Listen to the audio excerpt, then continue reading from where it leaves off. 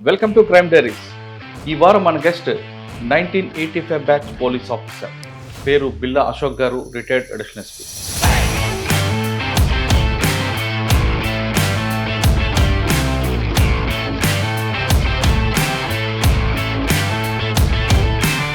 Uniform ఎందుకు వేసుకోవాలనుకుంటున్నారు? మా father police డిపార్ట్మెంట్లో పనిచేస్తాను. నా ఆప్షన్ ఇది అంటే కావాలనే నేను పోలీస్ ఆఫీసర్ కావాలని అనుకున్నాను.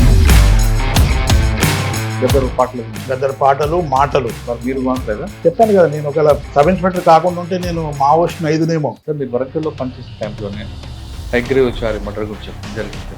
హైదరాబాద్ చంపడానికి కారణం ఏంటంటే సార్, పివి నరసింహారావు మంచి బెస్ట్ ఫ్రెండ్. ఇక్కడ చంపితే అక్కడ చాలామంది డెత్ జరిగితే ఆ డెత్ అని ఒక అభిప్రాయంలో ఉండేది. ఎలా జరిగింది? ఆ రోజు మార్నింగ్ 7:15, 7:30 అట్లా తన పేపర్ చదువుకుంటుండే. ఇద్దరు మంచి క్యాబ్ వేసుకొని వచ్చేసి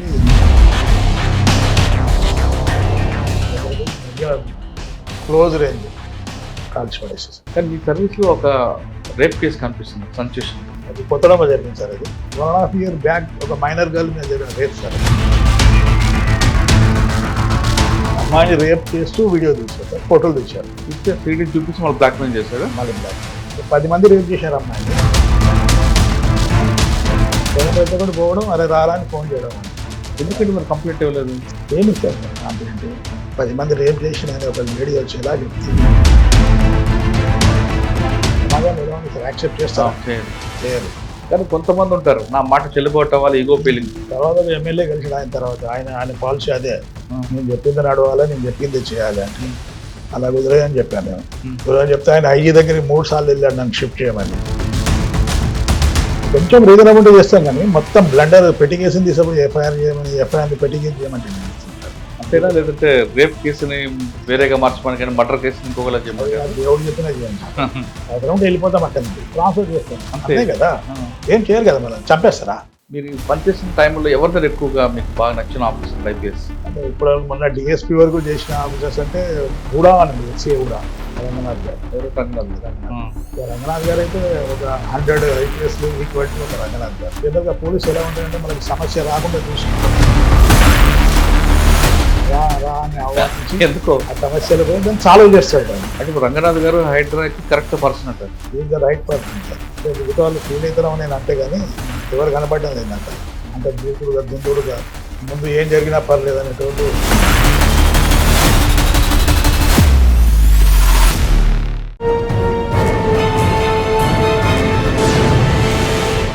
అశోక్ కుమార్ గారు డిపార్ట్మెంట్కి వచ్చినప్పుడు ఒకవైపు పీపుల్స్ వార్, మరోవైపు ట్రెడిషనల్ క్రైమ్ రకరకాల జరుగుతుండేది. ఆ టైంలో పీపుల్స్ వార్ ఎంత అప్పర్ హ్యాండ్ ఉండేది, దాన్ని కంట్రోల్ చేయడానికి పోలీసులు ఏ విధంగా కష్టపడ్డారు, టిట్ ఫర్ టాట్ అనేది ఎక్కడ అమలైంది అనే విషయాన్ని అశోక్ కుమార్ గారు తెలుసుకుందాం. సార్ నమస్తే అండి. నమస్కారం. బిల్లా అశోక్ కుమార్ గారు, retired additional SP, Khammam. Sir, Khammam అనగానే ఒకప్పుడు నక్సల్స్ ఒక పట్టిన కోట. ఖమ్మం అవ్వచ్చు, వరంగల్ అవ్వచ్చు, అన్నీ కూడా హబ్ లాగా ఉండేది. మీరు డిపార్ట్మెంట్లో 1985 వచ్చేసరికి వాళ్ళది బాగా అప్పర్ హ్యాండ్ కనిపిస్తుంది. ఆ టైంలో మీరు పోలీస్ డిపార్ట్మెంట్లకి బై ఛాన్స్ వచ్చారా, బై చాయిస్ వచ్చారా? వచ్చినప్పుడు మీ మూవ్మెంట్ ఎలాగ ఉండదు? ఎందుకంటే సాధారణంగా ఆ టైంలో పోలీస్ డిపార్ట్మెంట్కి వెళ్ళాలనుకుంటే కుటుంబ సభ్యులందరూ కూడా వద్దనేవారు. పోలీసులకు వెళ్తే మరొక రారు అని వెనక్కి అనేది. అటువంటి సిచ్యువేషన్లో మీరు ఛాన్సా, బై చాయిస్ వచ్చి మీరు వచ్చేసరికి మెయిన్ ఛాలెంజ్ ఎలాగున్నాయి, మీరు దాన్ని ఎలాగ ఓవర్కమ్ చేసుకుంటూ వచ్చారు? ఇప్పుడు మీరు ఫస్ట్ డిపార్ట్మెంట్కి వచ్చినప్పుడు ట్రెడిషనల్ క్రైమ్ కనిపించింది, ఫలానా దొంగతనం అంటే ఫలానా వాళ్ళు చేస్తారు. ట్రెడిషనల్ క్రైమ్ తర్వాత వైట్ కాలర్ రెఫరెన్స్గా మారింది, తర్వాత సైబర్ క్రైమ్. ఈ 3 క్రైమ్లు ప్యాటర్న్ మారుతున్నా కానీ క్రైమ్ అయితే జరుగుతూనే ఉంటుంది. వీటితో పాటు పబ్లిక్కి పోలీస్కి మధ్యన ఒక గ్యాప్ ఉండేది అప్పట్లో. ఆ గ్యాప్ మీరు రిటైర్ అయ్యే సమయానికి పెరిగింది అనుకోవచ్చా, తగ్గింది అనుకోవచ్చా? ఈ చెప్పిన 4 ప్రశ్నలకు సమాధానం చెప్పే ముందు బిల్లా అశోక్ కుమార్ గారి కుటుంబ నేపథ్యం, ఇప్పుడు యూనిఫామ్లో వేసుకున్న తర్వాత మీ ఛాలెంజెస్ చెప్పండి. ముందుగా ఐ డ్రీమ్ తరఫున మురళీధర్ గారికి కృతజ్ఞతలు, అభినందనలు చెప్పాలి. ఎందుకంటే నేను ఇప్పటివరకు 483వ ఇంటర్వ్యూ ఇది. 495 దాటి, సారీ 495వ ఇంటర్వ్యూ ఇది. ఎంతోమంది పోలీస్ ఆఫీసర్ని ఇంటర్వ్యూ చేసి ప్రజలలో ఉన్న ఒక అపోహ తొలగించడానికి, పోలీసులకు ప్రజలకు ఉన్న మధ్యలో గ్యాప్ తగ్గించడానికి రియల్లీ గ్రేట్. అది మీ చేసిన పని చాలా సంతోషంగా ఉంది. I'm very happy. ఈ సందర్భంగా మీకు కృతజ్ఞతలు, అభినందనలు. థ్యాంక్ యూ అండి. ఐ డ్రీమ్స్ వ్యూవర్స్ అందరికి కూడా నా నమస్కారాలు. Thank you. చెప్పండి సార్, మీ ఫ్యామిలీ బ్యాక్గ్రౌండ్ చెప్పండి. యూనిఫామ్ ఎందుకు వేసుకోవాలనుకుంటున్నారు? అంటే మా ఫాదర్ పోలీస్ డిపార్ట్మెంట్లో పనిచేస్తూ ఉండేది, అదే కానిస్టేబుల్గా పనిచేస్తూ ఉండేది.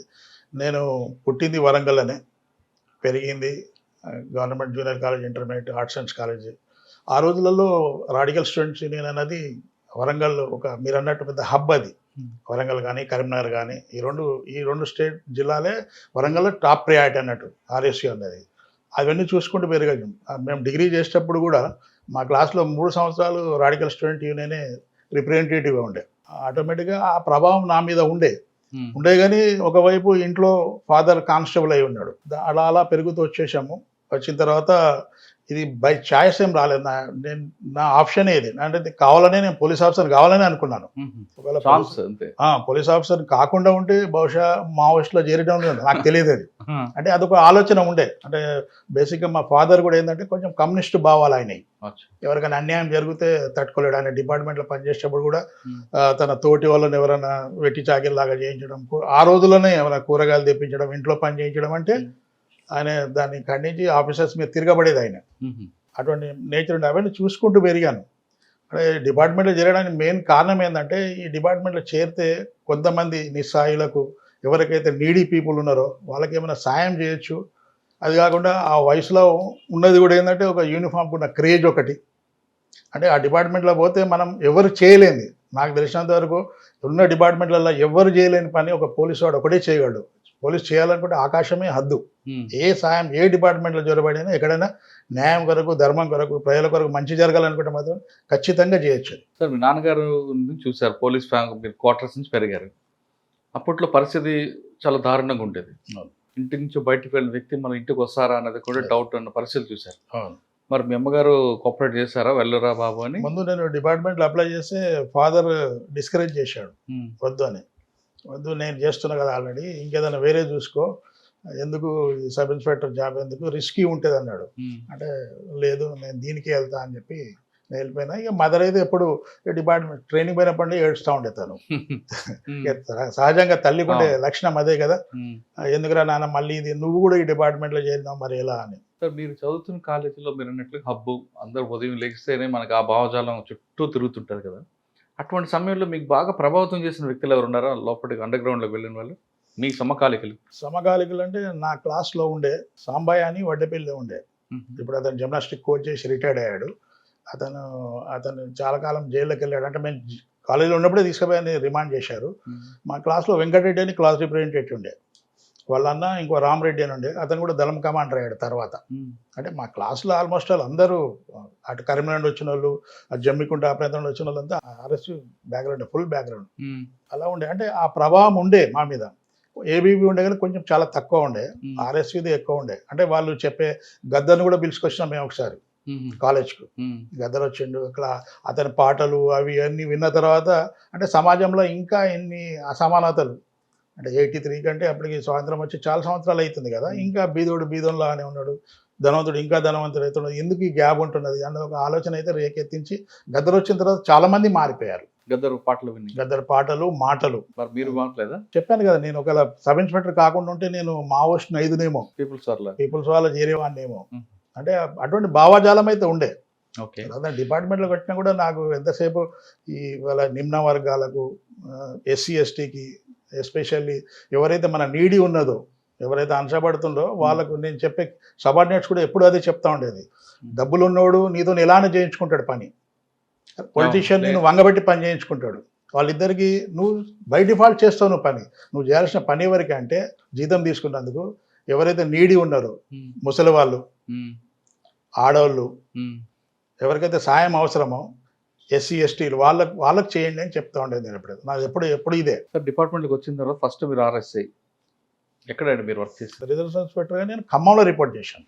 అప్పుడు ఈ మల్లంపేట తర్వాత భద్రాచలంలో ఒక 7-8 క్యాంపులు ఉంటుండే, అప్పుడు అవుట్ పోస్టులు ఉంటుండే. అప్పుడు భూపతి బాబు గారు ఏఎస్పీ గారు ఉండే అక్కడ, ఏఎస్పీ భద్రాచలం ఉండే. అది జిల్లా అంతా ఖమ్మం, అటు మనుగురు కానీ అటు ఇటు అంతా చాలా ఉండే. అప్పుడు ఒక కృష్ణప్రసాద్ అని అడిషనల్ ఎస్పీ గారు ఉండే. నా లైఫ్లో అటువంటి ఆఫీసర్ని చూడలే నేను ఇంతవరకు, బహుశా చూడనేమో నేను. ఎందుకంటే పెన్నీ హానెస్ట్ ఉండే ఆయన. ఉమ్. ఈవెన్ ఆయనకు ఏమైనా పోలీస్ స్టేషన్ విజిట్ చేస్తే కాఫీ తాగితే కూడా కాఫీ డబ్బులు ఇచ్చేది. గవర్నమెంట్ డ్రైవర్లకు డబ్బులు భోజనం పెట్టిస్తే వాళ్ళకి డబ్బులు ఇచ్చేసేది ఎస్ఐ. కృష్ణప్రసాద్ అంటే తర్వాత తర్వాత జమ్మూ Blasting కాశ్మీర్ లో. వాళ్ళు ఆయన ఎస్ఐబిలో ఉన్నప్పుడు వాళ్ళని పట్టుకోవడానికి పోతే హైదరాబాద్ ఆయన కాల్ చేశారు ఆయన అచ్చా 91 టోలీ చెక్కులో 91లో. అవును ఆయనే కదా అతనే ఫస్ట్ అప్పుడు ఎడిషనల్ స్పీక్ మీకంటే ఆయన అడిషనల్ స్పీకర్ చేశాడు. నేను అప్పుడు హెడ్ క్వార్టర్లో ఉంటేనే ఆయన ప్రభావం నా మీద చాలా ఉంది. అంటే ఎంత హానెస్ట్గా ఉండేదంటే ఆయన హానెస్ట్ అంటే ఇక తర్వాత చాలా మంది ఆఫీసర్లు చూసాం, అటువంటి హానెస్ట్ ఆఫీసర్ ఇంతవరకు కనబడలే మళ్ళీ మనకి. సార్ మీరు అప్పుడు కూంబింగ్ వెళ్ళినప్పుడు మీ మెయిన్ ఛాలెంజ్ ఏముంటుందండి? అంటే ఒకటి ఏంటంటే మనం ఏదో జీపీఎస్ పట్టుకొని పోతాము, అక్కడ లోపల ఉన్నవానికి మొత్తం అడవులు అవి వానికి అనువు తెలుసు, మనకు ఏం తెలియదు. కొన్ని సందర్భాల్లో తాగడానికి నీళ్లు కూడా దొరకకపోయేది. మామూలు బురద నీళ్ళు లాంటిది చేసుకొని గుడ్డలలో వేసుకొని 2-3 రోజులు స్నానాలు లేకుండా ఉండాల్సి వచ్చేది. దాంతో చాలా ఇబ్బందులు అయ్యేది. మీరు ఆ టైంలో మీకు ఎదురైన ఎప్పుడైనా ఎక్స్చేంజ్ ఆఫ్ ఫైర్ ఎదురయ్యా? ఎక్స్చేంజ్ ఆఫ్ ఫైర్ అంటే వరంగల్లో చేసాం ఎక్స్చేంజ్ ఆఫ్ ఫైర్. ఇక్కడ వరంగల్లో నర్మేట, నష్కల్, తర్వాత ఏటో నాగారం. సార్ రోజుకి ఎన్ని కిలోమీటర్లు వెళ్ళేవారండి కూంబింగ్? కూంబింగ్ అంటే మనకు డైలీ 10 నుండి 12 వరకు నడవచ్చు. Before lunch, after lunch, early hours sir లేచి. అప్పట్లో మీరు వెళ్తున్నప్పుడు డ్రై రేషన్ ఉండేదా వెట్ రేషన్ ఉండేదా? డ్రై రేషన్ తీసుకపోయేది, వెట్ రేషన్ కూడా క్యారీ చేసి ఎక్కడంటే అక్కడ అడవులు ఉన్నప్పుడు వండుకునే ప్రయత్నం చేసేది. అంటే మీకు ఏపీఎస్పీ కాబట్టి అప్పట్లో ఏపీఎస్పీ అని కదా మీరు? ఏపీఎస్పీ ఉండే స్పెషల్ పార్టీ కూడా. స్పెషల్ పార్టీ ఉండేది. మీరు కూంబింగ్ వెళ్తున్న టైంలో మీకున్న లీడ్ చేసిన ఆఫీసర్ కానీ లేదా హెడ్ క్వార్టర్ ఆఫీసర్ కానీ మీకు మోరల్ సపోర్ట్ ఏ విధంగా ఇచ్చేవారు? పంపించే ముందే మనకు ప్రాపర్ బ్రీఫింగ్ జరుగుతుంది, ఎందుకు పోతున్నాం కూంబింగ్, మన టాస్క్ ఏంటిది. దాని తర్వాత పోయిన తర్వాత మళ్ళీ ఏమైనా లీడర్స్ అక్కడిని మనం సెట్లో కాంటాక్ట్ చేసి మళ్ళీ మూవ్ అవుతాం ముందటికి. వచ్చిన తర్వాత కూడా డీబ్రీఫింగ్ జరుగుతుంది, అంటే మనం చేసిన ఏమైనా తప్పులు ఉన్నాయి అందులో, అంటే ఎందుకు ఫెయిల్ అయినాం. పోయి ప్రతిసారి కూంబింగ్ మీద ప్రతిసారి ఎన్కౌంటర్ కాదు, అవును 100 సార్లు పోతే ఒకసారి 2 సార్లు జరుగుతుంది. అది బ్రీఫింగ్ డీబ్రీఫింగ్ అనేది ఒకటి ఉండేది. మోరల్గా సపోర్ట్ చేసేది. సెట్లో కూడా డైలీ 3 times ఆఫీసర్స్ మాట్లాడేది, ఎప్పుడప్పుడు మనల్ని గైడ్ చేస్తూ ఉండేది. సార్ ఆ టైంలో మీరు వచ్చాక ఎంట్రీ ఎగ్జిట్ లోపలికి వెళ్తున్నప్పుడు ఎంట్రీ ఎగ్జిట్ ఒకేసారి ఉండకూడదని ఒక మ్యాండర్ చేయదు. ఎప్పుడైనా మీరు 2 ఒకటి పెట్టుకున్నారా?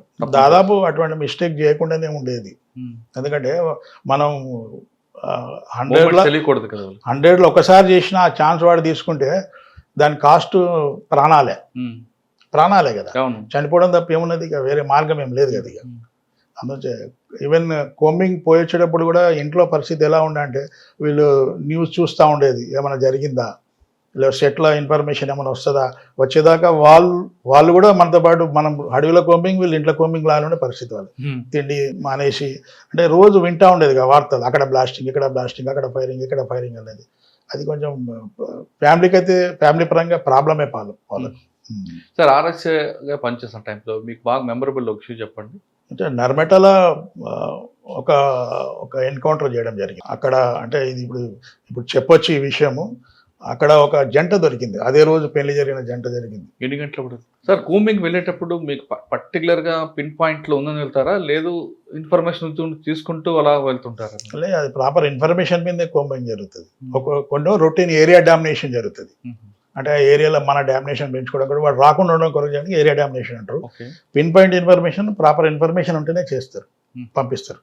పంపించినప్పుడు కొంచెం ఎక్కువ పార్టీస్ పంపిస్తారు. అప్పుడు కట్ ఆఫ్ పార్టీ, ముందో పార్టీ పోతుంది, ఒకవేళ వాడు పారిపోతే ఇటు పారిపోతుంది, వీలు ఎటు ఉన్నది అటువైపు కూడా మన పార్టీలు ఉంటాయి. అంటే లీడ్ ఆఫీసర్ ఎవరంటప్పుడు? Lead officer sub inspector, inspector, అదే క్యాడర్. మీరు ఎప్పుడైనా లీడ్ చేశారు? చాలాసార్లు లీడ్ చేశాను సార్. సాధారణంగా మీకు ఒక కూంబింగ్ వెళ్ళిన తర్వాత ఎవరో ఒక మూమెంట్ ఉందనుకోండి, సెంట్రీ కనబడతారు, మీరు ఫైర్ ఓపెన్ చేస్తారా, వాళ్ళకి ముందు ఇన్విటేషన్ పంపించేసారా, మీరు ఓపెన్ చేస్తారా? ముందు సరెండర్ కమ్మని అడుగుతాం సార్. ఆటోమేటిక్గా మనం సరెండర్ కమ్మని ఎప్పుడైతే అంటామో అప్పుడే ఫైరింగ్ స్టార్ట్ అవుతుంది వాళ్ళ వైపు నుండి. మనం బ్రతకాలి కదా, బ్రతకడం కొరకు మనం ఫైర్ చేయాల్సి వస్తుంది, ఆత్మరక్షణ కోసం ఫైర్ చేయాల్సి వస్తుంది. అంతే తప్ప పోలీస్ ఎప్పుడు ఎవరిని చంపరు సార్. చంపాలని ఎవరిని అనుకుంటారు, వాళ్ళు తీసుకుపోయి కోర్ట్ ఆఫ్ లా ముందు పెట్టాలని అనుకుంటారు. వాళ్ళు ఫైర్ చేసినప్పుడు తప్పదు కదా మనం చంపాల్సి. మీరు చేసిన పీరియడ్లో మీరు ఫైరింగ్ అంతా కూడా యూ షేప్లో వెళ్ళేవారా, లేదు డైరెక్ట్గా 1-to-1 కొట్టుకునేవారు? యూ షేపే సార్, యూ షేప్లో వెళ్ళాలి సార్. 1-to-1 పెడితే వాడు వెనుకోడు మనల్ని కాల్చేస్తాడు. అక్కడ సర్టెన్ ప్లేస్ పోయిన తర్వాత ఆటోమేటిక్గా డివైడ్ అయిపోతారు సార్. ఒక్కొక్కసారి యూ షేప్లో కూడా మన మీదకి వస్తుంటాయి కదండి. ఎట్లా వస్తుంది సార్? మన వాళ్ళు మొత్తం డిస్ప్లే అయిపోతారు. ఫైరింగ్ వచ్చినప్పుడు ఆపోజిట్ డైరెక్షన్లో కూడా ఒక్కోసారి వచ్చే అవకాశం చాలా తక్కువ సార్, రేర్. అటువంటి సంఘటనలు కూడా జరిగినాయి, ఈ వద్దులే అవి చాలా దురదృష్టకరమైన సంఘటనలు. అలా మన ఎస్ఐస్ కొందరిని కోల్పోవాల్సి వచ్చింది ఆదిలాబాద్ జిల్లా, కరీంనగర్ జిల్లాలో. అటువంటి సంఘటనలు జరిగినప్పుడు ఈ అకౌంట్ తీసుకొచ్చి మావోయిస్ట్ పార్టీలు వేసేవారు కదా. అలా జరగదు సార్, అలా జరగదు. ఎప్పుడు జరగలేదు. నేను లీడ్ చేసినప్పుడు, నేను పార్టిసిపేట్ చేసినా ఇక్కడ అటువంటి జరగలేదు సార్. అన్ని ప్రికాషన్ తీసుకుని సార్ ఆర్ఎస్ఐగా అయిపోయిన తర్వాత సివిల్కి ఇప్పుడు వచ్చారు. ఆర్ఎస్ఐకి ఎంతకాలం పనిచేశారు మీకు? 7 years చేశాను. 7 years. మీరు ఒక నెరబెట్టే చెప్తున్నారు, చాలా ఉంటాయి మీకు. అయితే అక్కడ ఎక్స్చేంజ్ ఆఫ్ ఫైర్ అయిన తర్వాత అందులో 4 చనిపోతారు. అందులో ఒక జంట దొరుకుతుంది మనకు. ఆ జంటను మామూలుగా తీసుకొని రిమాండ్ చేయడం జరిగింది. అంటే యాక్చువల్గా అక్కడ ఫైరింగ్ జరిగినప్పుడు ఆపడం అనేది చాలా రేర్గా జరుగుతుంది. ఇక వాళ్ళు సరెండర్ అవుతామంటే సరెండర్ చేసి తీసుకపోయి సరెండర్ చేయడం అంటే మామూలుగా అయితే వేరేలాగా ఉంటుంది కదా.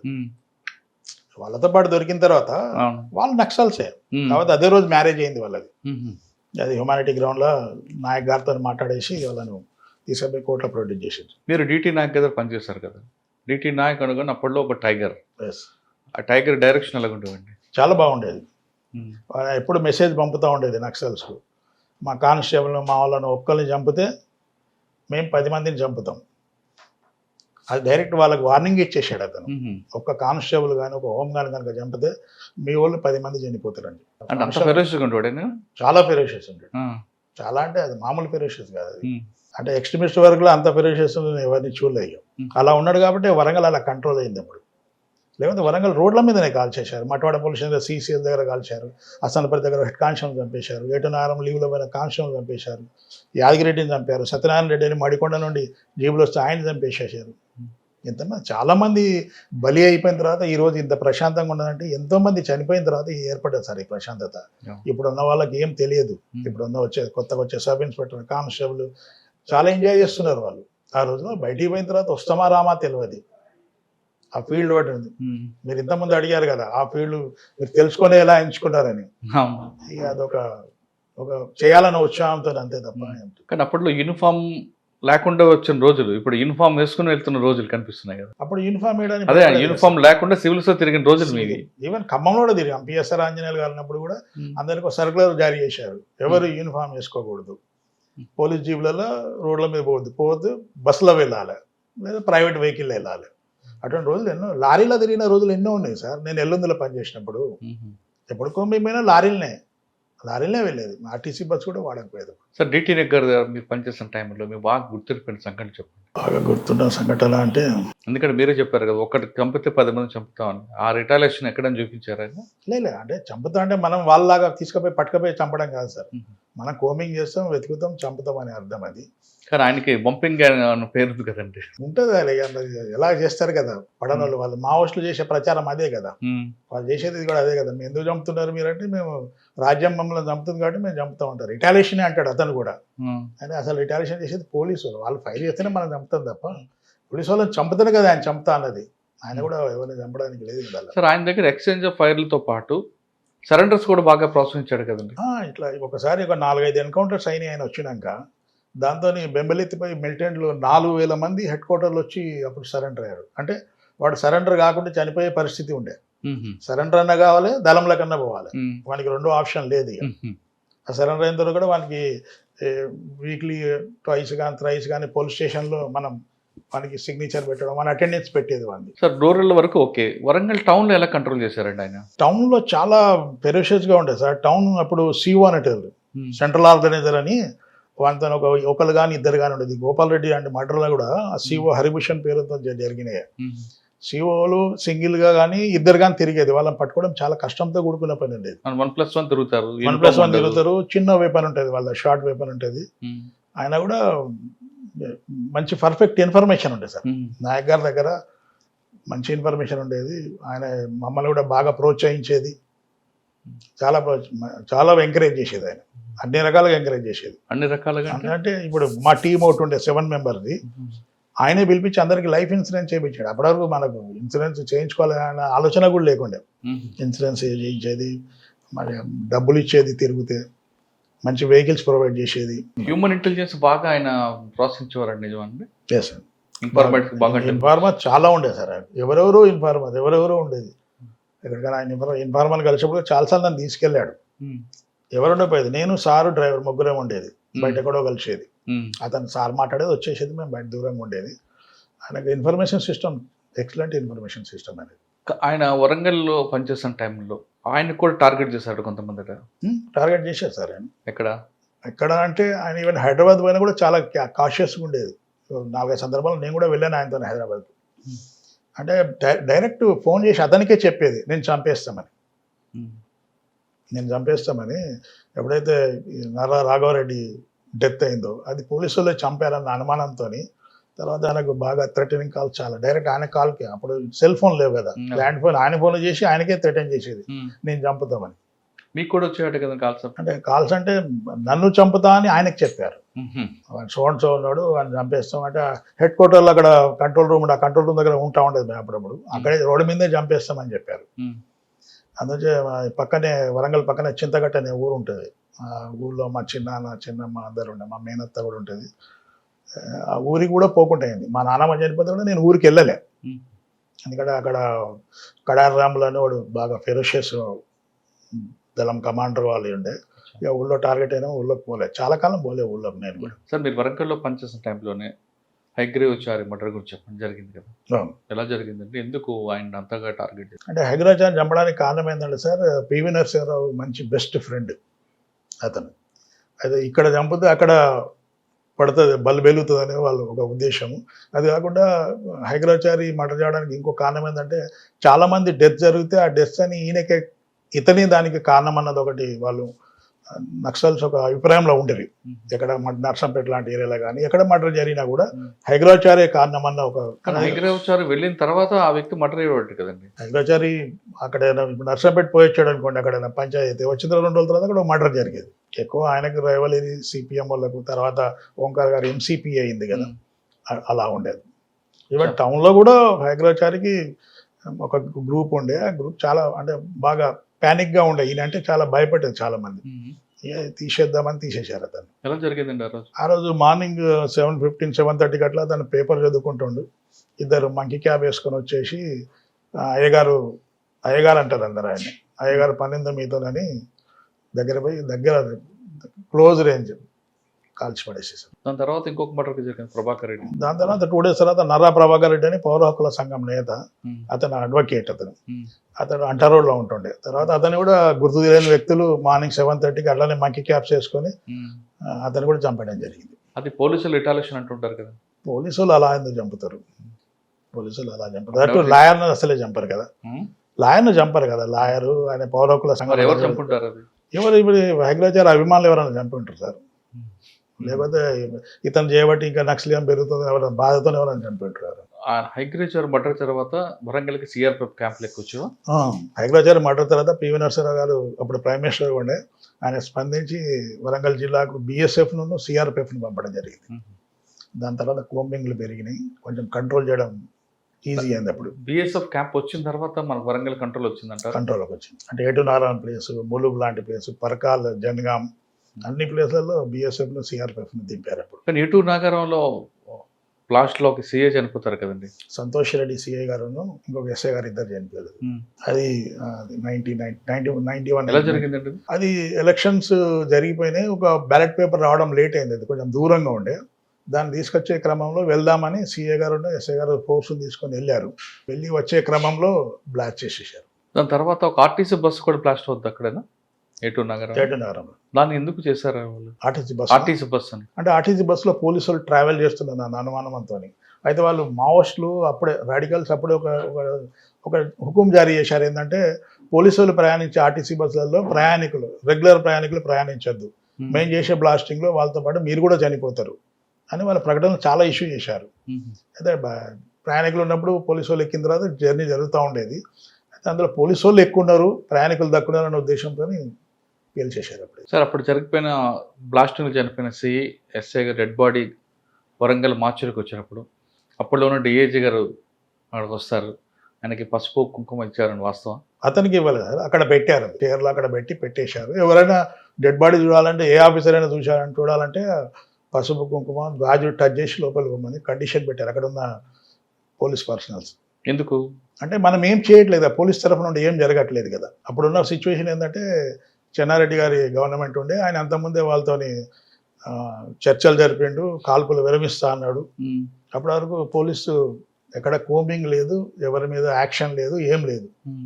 ఇప్పుడు దాని తర్వాత క్రమంలో స్టార్ట్ అయిన తర్వాత అంటే గాజులు, పసుపు గాజులు, చీర ముట్టుకొని లోపలికి వెళ్ళాలన్నా, అంటే ఏం చేయలేకపోతున్నాం చేతకాకనా? అంటే మేము ఇలానే ఉంటాం, ఇక మేము ఏం చేయం, మమ్మల్ని చంపినా పర్లే అని అర్థం వచ్చేలా అలా పెట్టారు అక్కడ.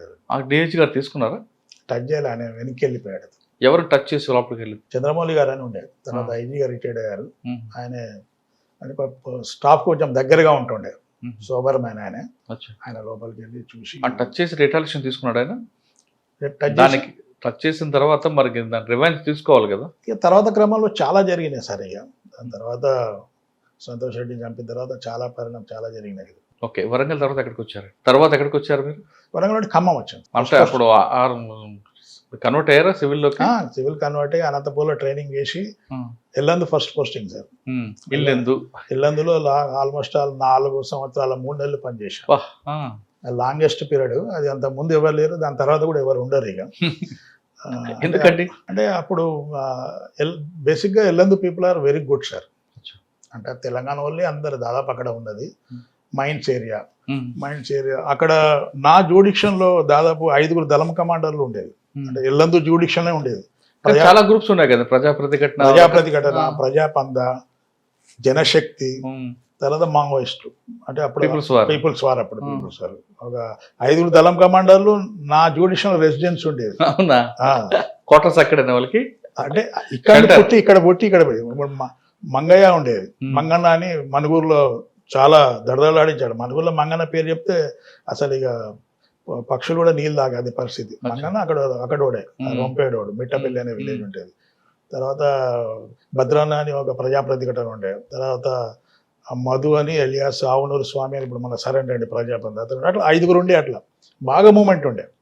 ఎల్లందులో నేను ఉన్నప్పుడు చాలా చాలా మూమెంట్ ఉండే. మేము కోపింగ్ కూడా అలానే చేస్తూ ఉండేది. కానీ పీపుల్స్ వార్తో కంపేర్ చేసుకుంటే మీకు చెప్పిన మిగతా గ్రూప్లో ఎక్స్ట్రాక్షన్కే ఎక్కువగా ప్రయారిటీ ఉండేదండి, వాస్తవం అంటారు? ఎక్స్ట్రాక్షన్ వరకే ఉండేది. వాడు సంపాదించుకోవడం, తినడం, వాళ్ళ లైఫ్ వాళ్ళు ఆడాలి. అందుకే వాళ్ళ జోలికి వీళ్ళు పోపడి, వీళ్ళ జోలికి వాళ్ళు పోకపోయేది. కాకపోతే ప్రజాపంద ఇప్పుడు న్యూ డెమోక్రసీ అయింది. ఎక్కడైతే ప్రజాపంద గ్రూపులు ఉండేదో ఆ విలేజ్లలో మా నక్సల్స్కు, అంటే వేరేలో ఇప్పుడు ఉన్న మావోయిస్టు అప్పటితో ఉన్న వాళ్ళకి ఛాన్స్ దొరకకపోయేది. ఈ సింపదైజర్ కదా, వాళ్ళని అలో చేయకపోయేది. వాళ్ళకి అక్కడ కొంచెం రైవల్ ఏరియాది. అక్కడ మర్డర్స్ కూడా జరిగాయి. ప్రజాప్రతిఘటనను ప్రజాపందకు చాలా మర్డర్స్ అయినాయి గార్ల బయ్యారం ఏరియాలో. వాడో ముగ్గురు చంపితే వీడో ముగ్గురు చంపడం, వాళ్ళిద్దరు చంపితే వీళ్ళిద్దరు చంపడం. అంటే మీ పీరియడ్లో ఎన్ని ఉంటాయండి మర్డర్లు? చాలా ఉన్నాయి సార్, లెక్కలేని ఉన్నాయి.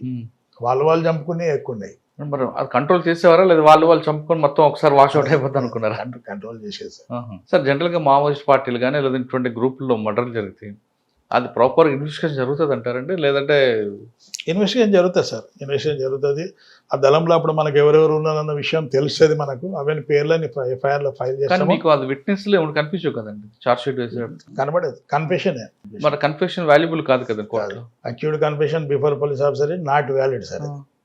దానికి సంబంధించి ఇంకా మన వెపన్స్ అవన్నీ సీజ్ చేయడం కానీ అవన్నీ అందులో కన్ఫెషన్ వస్తాయండి ఆ విధంగా చేసుకున్న దాంట్లో యాక్టివ్ అయిపోతుంటాయి? వస్తాయి కదా సార్. మీ దీంట్లో ఉందా అప్పుడు? సార్, అంటే కన్ఫెషన్లో నేను కాకుండా సమ్ XYZ వీళ్ళందరూ పార్టిసిపేట్ చేసాం, ఎలా చేసినాం, ఆ మర్డర్ ఎలా జరిగింది, అవన్నీ టార్గెట్ ఎందుకు చేసినాం, అవన్నీ డీటెయిల్స్ అన్ని రాస్తారు. కోర్టుకు వెళ్ళిన తర్వాత అక్టిల్ అవుతుందా కన్ఫెషన్ వస్తుంది? దాదాపు అక్టిల్ సార్. మరి ఏం ఉపయోగం ఉంటుందండి? కొద్ది కాలం లోపల పెట్టచ్చు. తను ఐడెంటిఫై చేస్తాం కదా సార్, మనిషిని ఎక్స్పోజ్ చేస్తాం కదా. సమ్ దళంలో తిరుగుతున్నాడు వీడు ఇది అని మనం ఎక్స్పోజ్ చేయగలేము కదా. వాడి బయోడాటా అంతా మన దగ్గర ఉంటుంది, వాడి ఫోటోగ్రఫీ ఉంటుంది, ఫింగర్ ప్రింట్స్ ఉంటుంది. అయినా ఇట్లా చాలా మంది మళ్ళీ లోపల పోయిన వాళ్ళు ఎంతమందో ఉన్నారు. వాడు జైల్లో ఉన్న రోజులు ఉంటాడు, బెయిల్ మీద రాగానే మళ్ళీ అండర్ గ్రౌండ్ అయిన బోల్డ్ మంది ఉన్నారు. సార్ 4.5 సంవత్సరాలు ఇల్లేందులో మీకు బాగా గుర్తుండిపోయిన కేసు ఉందా? కేసు అంటే ఇదే సార్, ఎక్కువ ఎక్స్ట్రీమిస్ట్తోనే సరిపోయింది మనకి. మిగతా మామూలుగా అంటే ఈ మర్డర్ కేసులు, చిన్న చిన్న కేసులు అవే ఉన్నాయి. వీళ్ళని కంట్రోల్ చేయడం, వీళ్ళని హెడ్ క్వార్టర్ అయిపోయింది అది. ఆలపల్లి కోమింగ్ పోవాలన్నా, గుండాలపల్లి కోమింగ్ పోవాలన్నా, బోర్డు పోవాలన్నా అందరు ఇక్కడే పోయి ఇక్కడే ఆర్గనైజ్ చేసేది.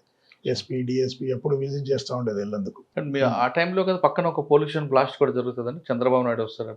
ఆ టైంలో కాదు సార్, నేనున్న టైంలో కోర్టు బ్లాక్ చేశారు సార్. ఇక్కడ ఇల్లందు కోర్టు బ్లాక్ చేశారు. ఇది ఊరవతలో ఉంటుంది. నేను ఆ రోజు లీవ్లో ఉన్న హైదరాబాద్లో. అంటే అంతకుముందే నా మీద 2-3 సార్లు పోస్టర్స్ వేశారు. రొంపేడని 6 కిలోమీటర్లు ఉంటుంది వెళ్ళేందుకు. అక్కడ దాకా వచ్చి పోస్టర్స్ వేశారు. ఈయన ఎల్లందేసేని చంపుతాం మేమని. అక్కడ రొంపేటలో హరిభూషణ్ మీటింగ్ పెట్టి కూడా చెప్పాడు, వీడిని చంపాల్సిందేరా, ఎస్ఐని చంపుతాం ఎట్టానా అని.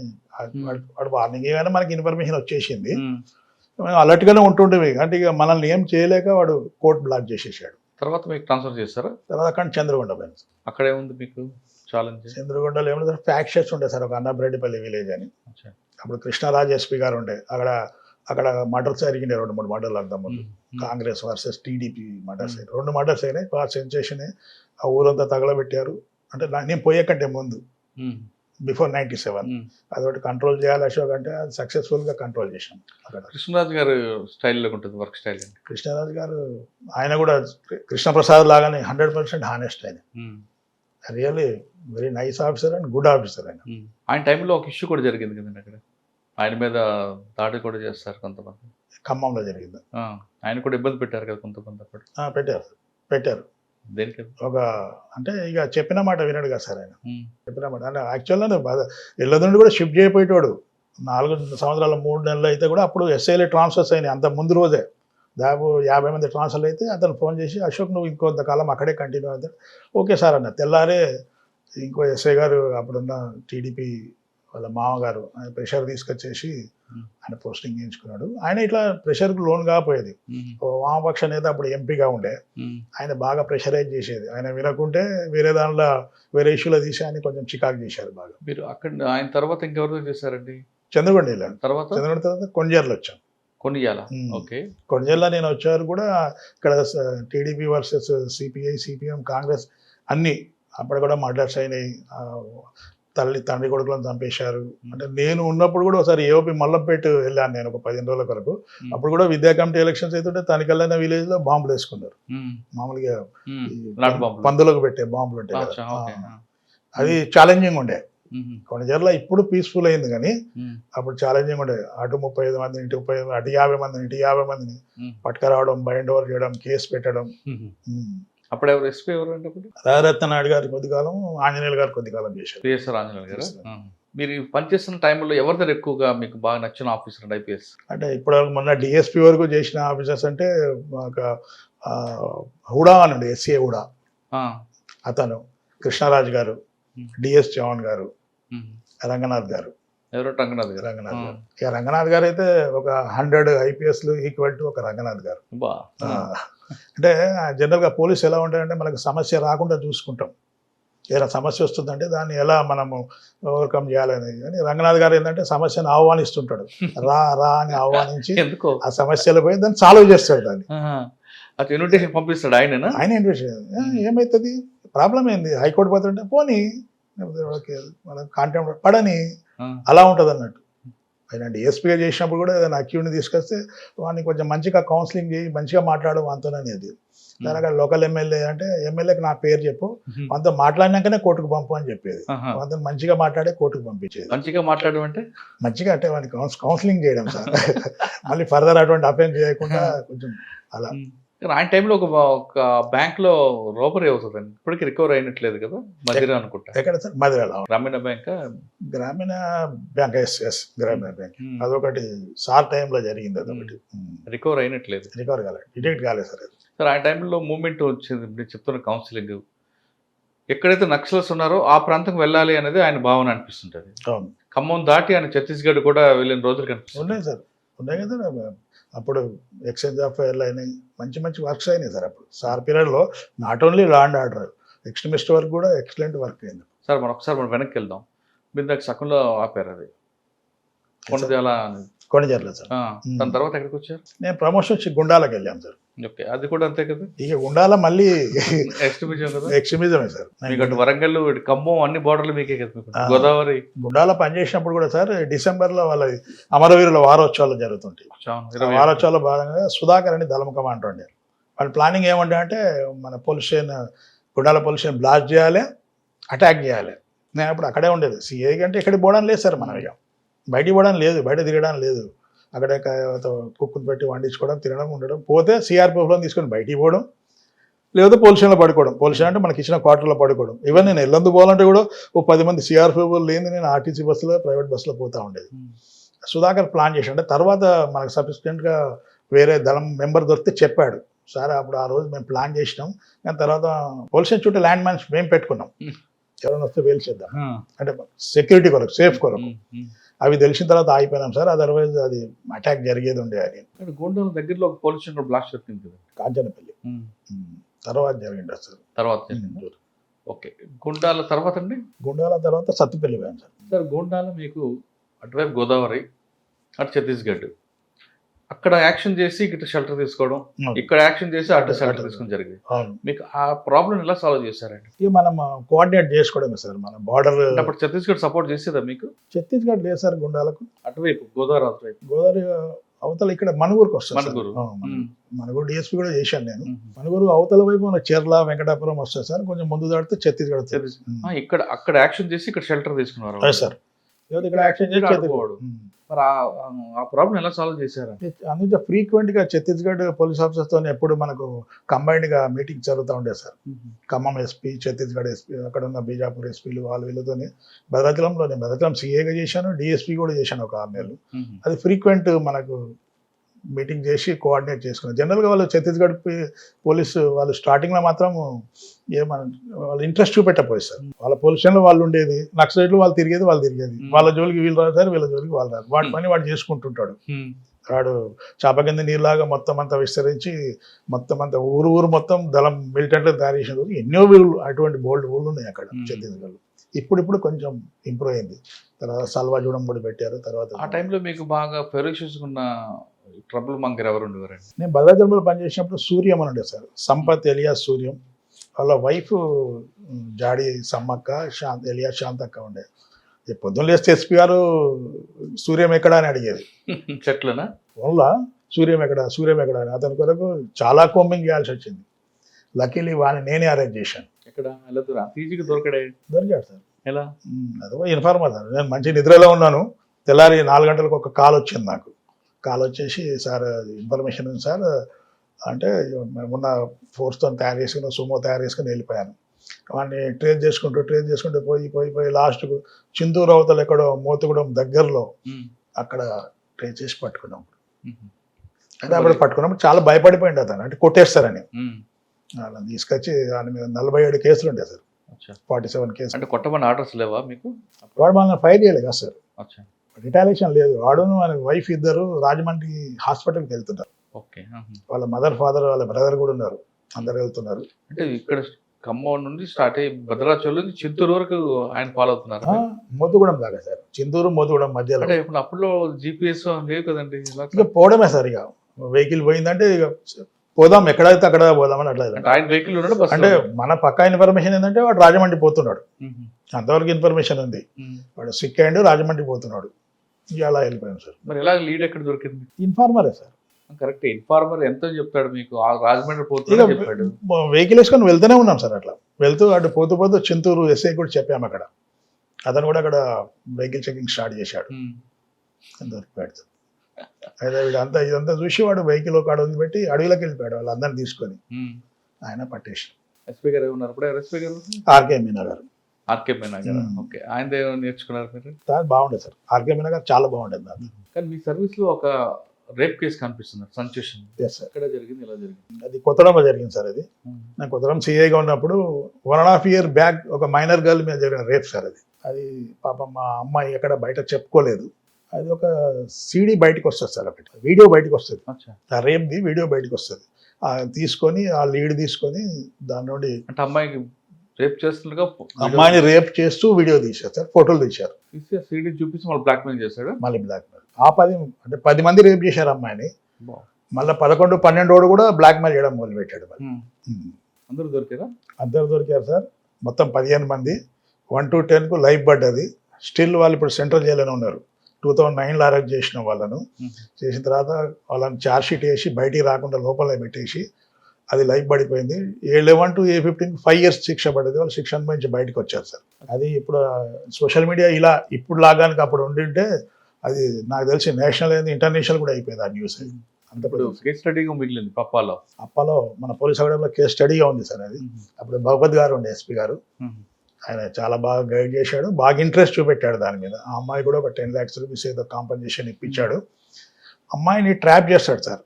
కాలేజ్ గోయింగ్ గర్ల్ అమ్మాయి ఇంటర్మీడియట్ చదువుతుంది. వాడు ఒక ట్రాప్ చేసేసి అక్కడ 2 టౌన్ పక్కన గరీపేట అనేది కొంచెం లోపల ఫారెస్ట్ గుట్టలు ఉంటాయి. ఇక్కడ కొత్తగూడ. కొత్తగూడెం 2 టౌన్లో రామవరం పక్కన. ఓకే. అక్కడ తీసుకెళ్తాడు. పోయేటప్పుడు ఏమంటారు, వీడు ఆటో డ్రైవరు, వాడు అమ్మాయి. వీడు పోతే ఫోన్ చేసి ఇంకోటి ఆటో ఎక్కుతాడు. ముగ్గురు అయింది కదా. ముగ్గురు అయిపోయిన తర్వాత పొద్దున తీసుకుపోయిన అమ్మాయిని సాయంత్రం వరకు 10 మంది అవుతారు సార్. పోయిన ప్రతి ఒక్కటి పోవడం, అరే రారా అని ఫోన్ చేయడం మనకి. అది కూడా వీడియో తీస్తుంటాడా? అన్ని ఫోటోలు వీడియోలు ఉన్నాయి సార్. అదే మన కొంప ముంచింది. మరి అమ్మాయి ఎప్పుడు కంప్లీట్ ఇచ్చిందండి? అదే సార్, ఇది బయటకు వచ్చిన తర్వాత అమ్మాయిని మనం ఐడెంటిఫై చేయడం, అమ్మాయి కంటే ముందు అక్యూని ఐడెంటిఫై చేసినాం. వాడిని తీసుకొచ్చి మాట్లాడితే ఏ అమ్మాయి అంటే సో అండ్ సో అమ్మాయి అని చెప్పాడు. వాళ్ళ ఫాదర్ సింగరేణిలో పెద్ద ఎంప్లాయీ, ఉన్నత వర్గానికి చెందిన అమ్మాయి. ఎందుకంటే మరి కంప్లీట్ ఇవ్వలేదు? ఏమిస్తారు సార్ కంప్లైంట్? 10 మంది రేప్ చేసిన అని ఒక లేడీ వచ్చి ఎలా చెప్తుంది? చెప్పలేదు సార్. దట్టు ఇంట్లో చెప్తే అసలు ఇంట్లోనే కొట్టి చంపేశారు ఫస్ట్. అసలు అంత ఛాన్స్ ఎలా ఇచ్చావని. దట్టు 10 మంది రేప్ చేసిందంటే ఒక అమ్మాయి వచ్చి బయటికి చెప్పుకుంటే ఎలా ఉంటుంది? సమాజంలో ఎలా ఉంటుంది సార్? యాక్సెప్ట్ చేస్తారా? చేయరు. ఎంత పని అనిపించిందండి. అలా అనుభవించింది. అందుకంటే వాళ్ళకి సరిగ్గా మళ్ళీ కూడా మంచి కౌన్సిలింగ్ ఇచ్చాం సార్. వాళ్ళకు మంచి బాగా చెప్పి, బాగా బుద్ధి చెప్పి కోర్టుకు రామవరం నుండి కోర్టు దాకా నడిపించాం సార్. నడిపిస్తే రోడ్డు మీద ఉన్న ఆడవాళ్ళందరూ వాళ్ళ మీద మట్టి పోశారు, చెప్పులు ఇసిరేశారు, బూతులు తిట్టారు. అప్పుడు TV9లో అందులో ఇందులో అంత వచ్చింది, బాగా వచ్చింది. అది కౌన్సిలింగ్ అంటే ఎలా అండి? ఇంకోసారి ఇటువంటి రేపులు చేయొద్దురా, బాగుండదని చెప్పారా? మాటలతో చెప్పాను సార్. లాఠీలు ఎరగొట్టారు. పశువులను కొట్టాలి సార్, మనుషులకు మాట చెప్పాలి. మనిషి పశువులాగా అయినప్పుడు మనం పశువులను ఎలా ట్రీట్ చేస్తాం అలానే ట్రీట్ చేయాలి. మనిషి అన్నాడు ఒక మాట, పశువుకు దెబ్బ అంటారు. అదే కదా సార్. కానీ మనిషి మాట వినకపోతే పశువుని ఎలా ట్రీట్ చేస్తాం అలా ట్రీట్ చేయాలి. వాడు మనిషి కాదు కదా సార్, మానవ మృగం వాడు. మన మధ్యలో ఉన్న ఒక మృగం వాడు. మనిషి అలా చేస్తాడా సార్? ఒక 16-15 ఇయర్స్ గర్ల్ను 10 మంది 8 మంది చేసి ఎలా ఉంటుంది? మీరు కేస్ స్టడీగా ఉంది కాబట్టి గ్యాంగ్ రేప్ కేసులో కన్విక్షన్ రావాలంటే ఫస్ట్ నుంచి లాస్ట్ వరకు ఇన్వెస్టిగేషన్ ఎలా జరగాలి, ఆ లింక్ తెగిపోకుండా ఎలా చేయాలి? ఎందుకంటే 1.5 year తర్వాత కేసు అది. అవును సార్. ఇమీడియట్ కేసు కాదు. ఇప్పుడు మన కోల్కతా రేప్ కేసులో అంటే కొన్ని మనకు మంచి సందర్భాలు కూడా బాగా కలిసి వచ్చాయి సార్. ఒకటి ఏంటంటే ఫస్ట్ టెస్ట్ ఐడెంటిఫికేషన్ పరేడ్ చేస్తారు సార్. అమ్మాయి అందరినీ ఐడెంటిఫై చేస్తారు. ఎందుకంటే వాళ్ళు కొత్తడం వల్లే, అమ్మాయి కూడా కొత్తడమే, ఆటోలో వెళ్తుంటుంది వస్తుంటుంది, వాళ్ళందరినీ గుర్తుపడుతుంది ఆమె. టెస్ట్ ఐడెంటిఫికేషన్కు ఒక లేడీ మేజిస్ట్రేట్ ఉంది సార్. అంటే ఆమె కోఆపరేట్ చేసిందని నేను అనను, అలా అన్ని కలిసి వచ్చినాయి. అలా టెస్ట్ ఐడెంటిఫికేషన్ పరేడ్లో అమ్మాయి వాళ్ళ వెరీ మచ్ బాగా గుర్తించింది. తర్వాత ఫోటోలు ఉన్నాయి, వీడియోలు ఉన్నాయి. ఇదంతా చాలా ఎవిడెన్స్ కలెక్ట్ చేసేసి పెట్టడం జరిగింది సార్. కానీ మెడికల్ ఎవిడెన్స్ ఉండదు కదా 1.5 year తర్వాత? మెడికల్ ఎవిడెన్స్ ఉంటుంది సార్. సర్కంటెన్స్ ఎవిడెన్స్ తోనే బేస్ చేసుకున్నారా? బేసిక్ మనకు ఇంకా వీడియోలు ఫోటోలు ఉన్నాయి కదా సార్. మళ్ళీ అమ్మాయి 1.5 year తర్వాత కూడా మేజిస్ట్రేట్ సమక్షంలో నిందితులను గుర్తించింది కదా, వీళ్ళ ఫలానాన్ని గుర్తించింది కదా.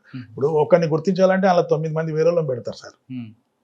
10 members నిలబెడతారు. అక్యూడ్ ఒకటి ఉంటారు, 9 మంది నాన్ అక్యూడ్లు ఉంటారు. 1 year బ్యాక్ జరిగినప్పుడు వాడిని ఎలా ఐడెంటిఫై చేసింది అమ్మాయి? అంటే పెద్ద మార్పులు ఏముంటాయి సార్? అవునా? ఆటో డ్రైవర్ ఉంటాడు వాడు, అంటే పెద్ద ఇప్పుడు 10 సంవత్సరాలు అంటే ఏమన్నా మారిపోవచ్చు, కానీ 1 yearకి పెద్ద రూపురేఖలు ఏం మారిపోతాయి సార్, మారాయి.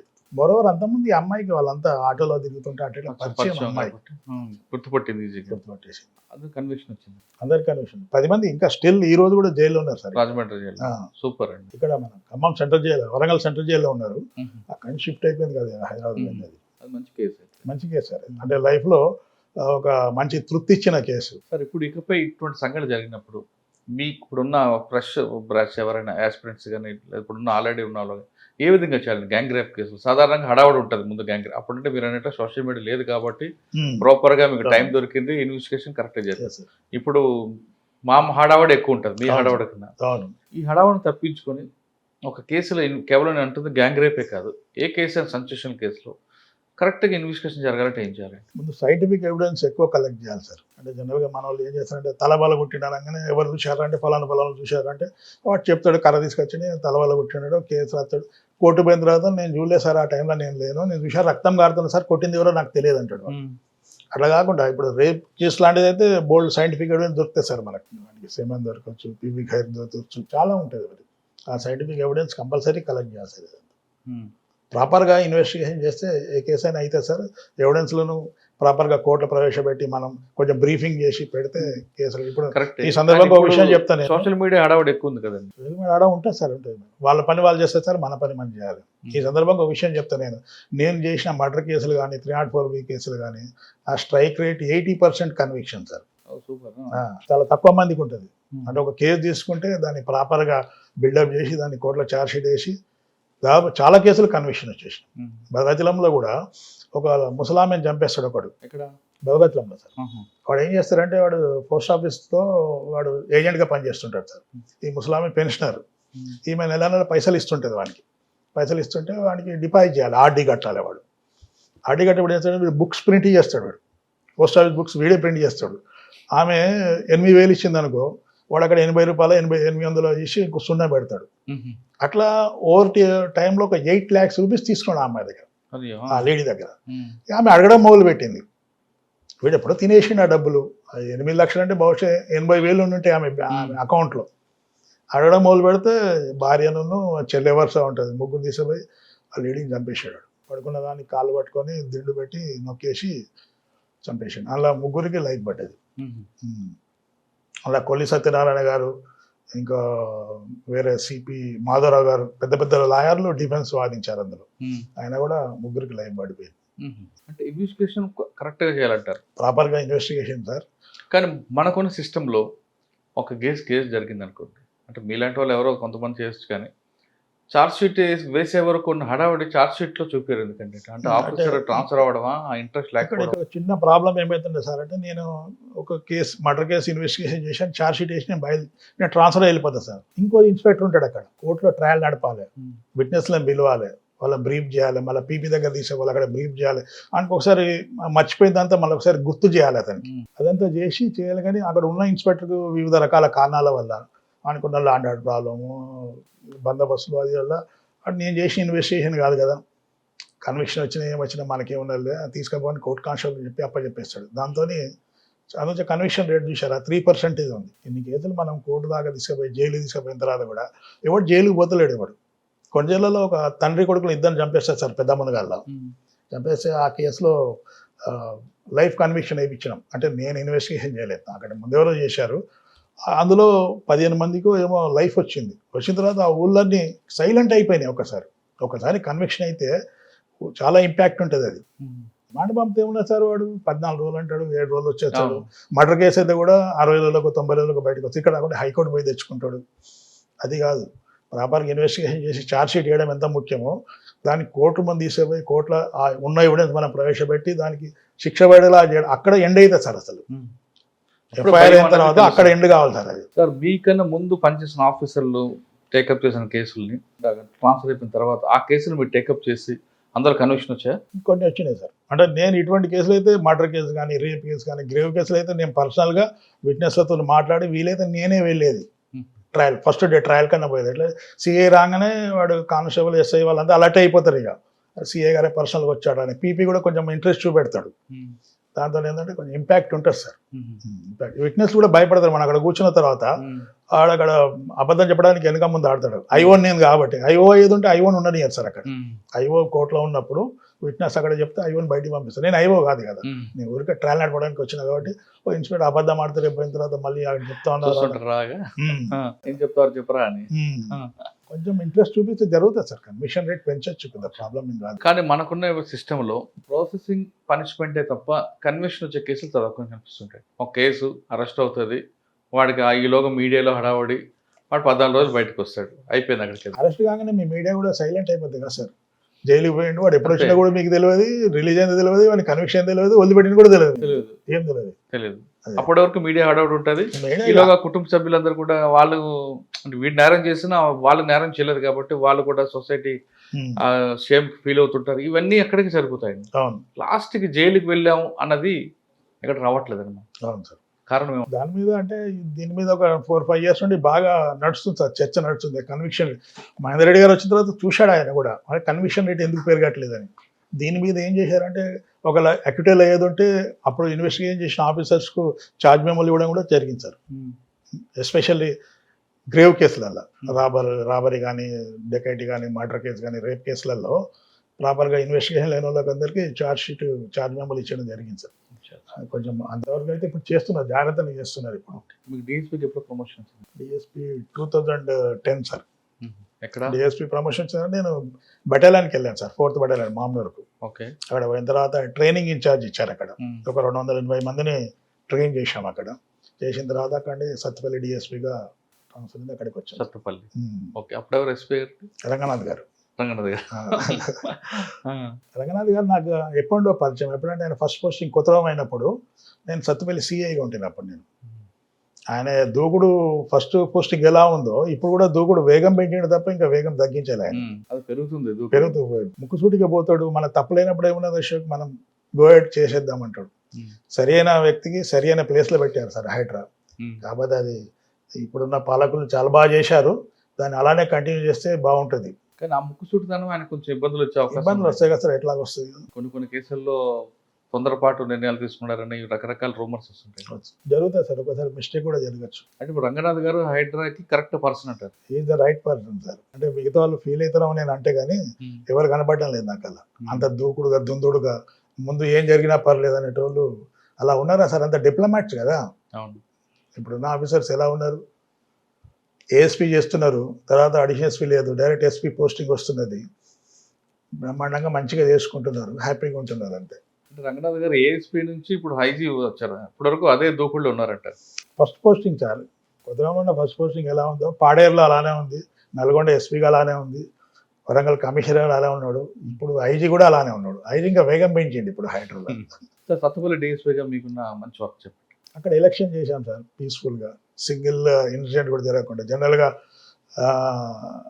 నా తర్వాత జరిగిన దాంట్లో వేంసూర్లో అక్కడ ఇక్కడ బండ్లు దహనాలు, గృహదానాలు, కొట్టుకోవడాలు.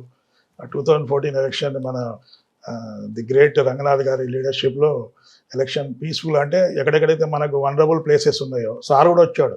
లంకపల్లి అనే విలేజ్ సార్ కూడా మీటింగ్ పెట్టాడు. అంటే ఇక్కడ పెనువెల్లి ఒకటి బాగా ప్రాబ్లమేటిక్ ఉన్నది మనకు, వేంసూర్లో కొన్ని విలేజ్లు ఉన్నాయి, తర్వాత సత్తుపల్లిలో 1-2 పాయింట్స్ ఉన్నాయి, తర్వాత దమ్మపేటలో ఉన్నాయి. ఇటువంటి పాయింట్స్ అన్నీ చేసుకున్న తర్వాత అది చాలా బాగా చేసాం. సింగిల్ ఇన్సిడెంట్ సార్, ఒక చిన్న ఇన్సిడెంట్ కూడా జరగకుండా ఎలక్షన్ బ్రహ్మాండంగా చేసాం. అంటే జిల్లాలోనే జరిగింది అలా.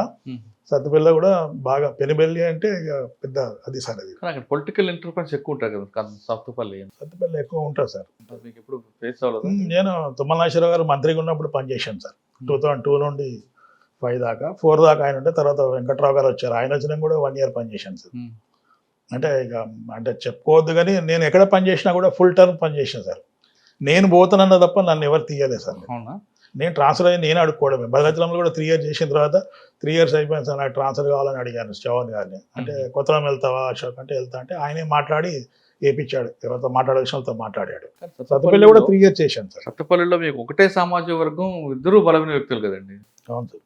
అయితే ఒకటి సార్, మన పని విధానం అనేది మాత్రం పొలిటీషియన్ ఎప్పుడు చూస్తాడు సార్. అంటే వీడు మనం చెప్పిన అడ్డం పెట్టుకొని ఇంకా వేరే కార్యక్రమాలు చేస్తాడా అనేది మాత్రం చూస్తాడు సార్.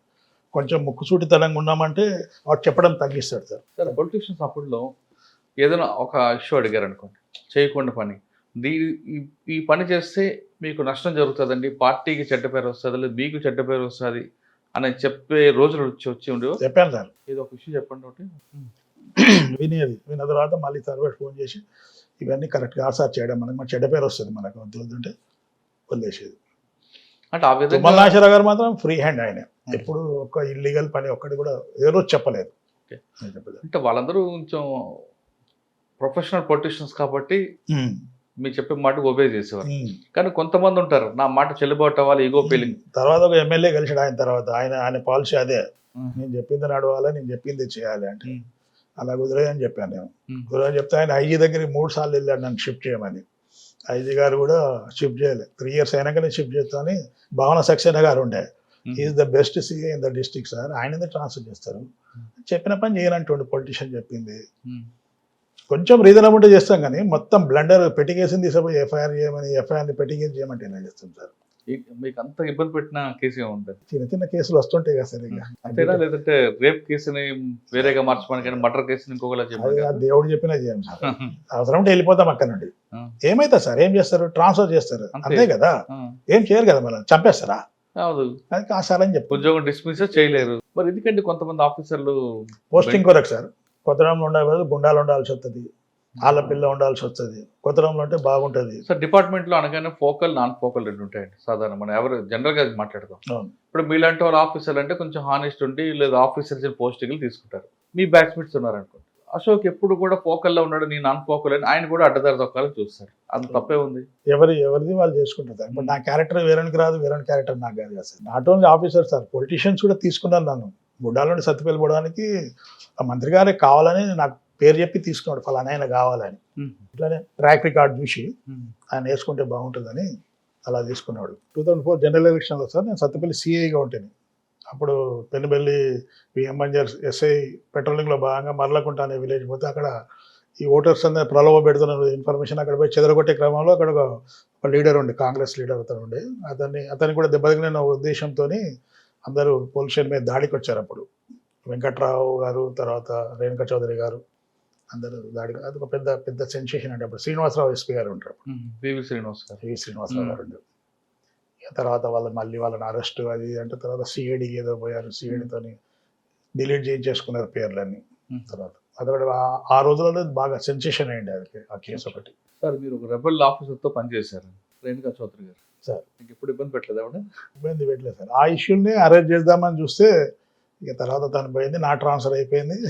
తర్వాత సిఐడికి పోయి డిలీట్ చేయించుకున్నారు, వెంకట్రావు గారి పేరును తన పేరు డిలీట్ చేసుకున్నారు.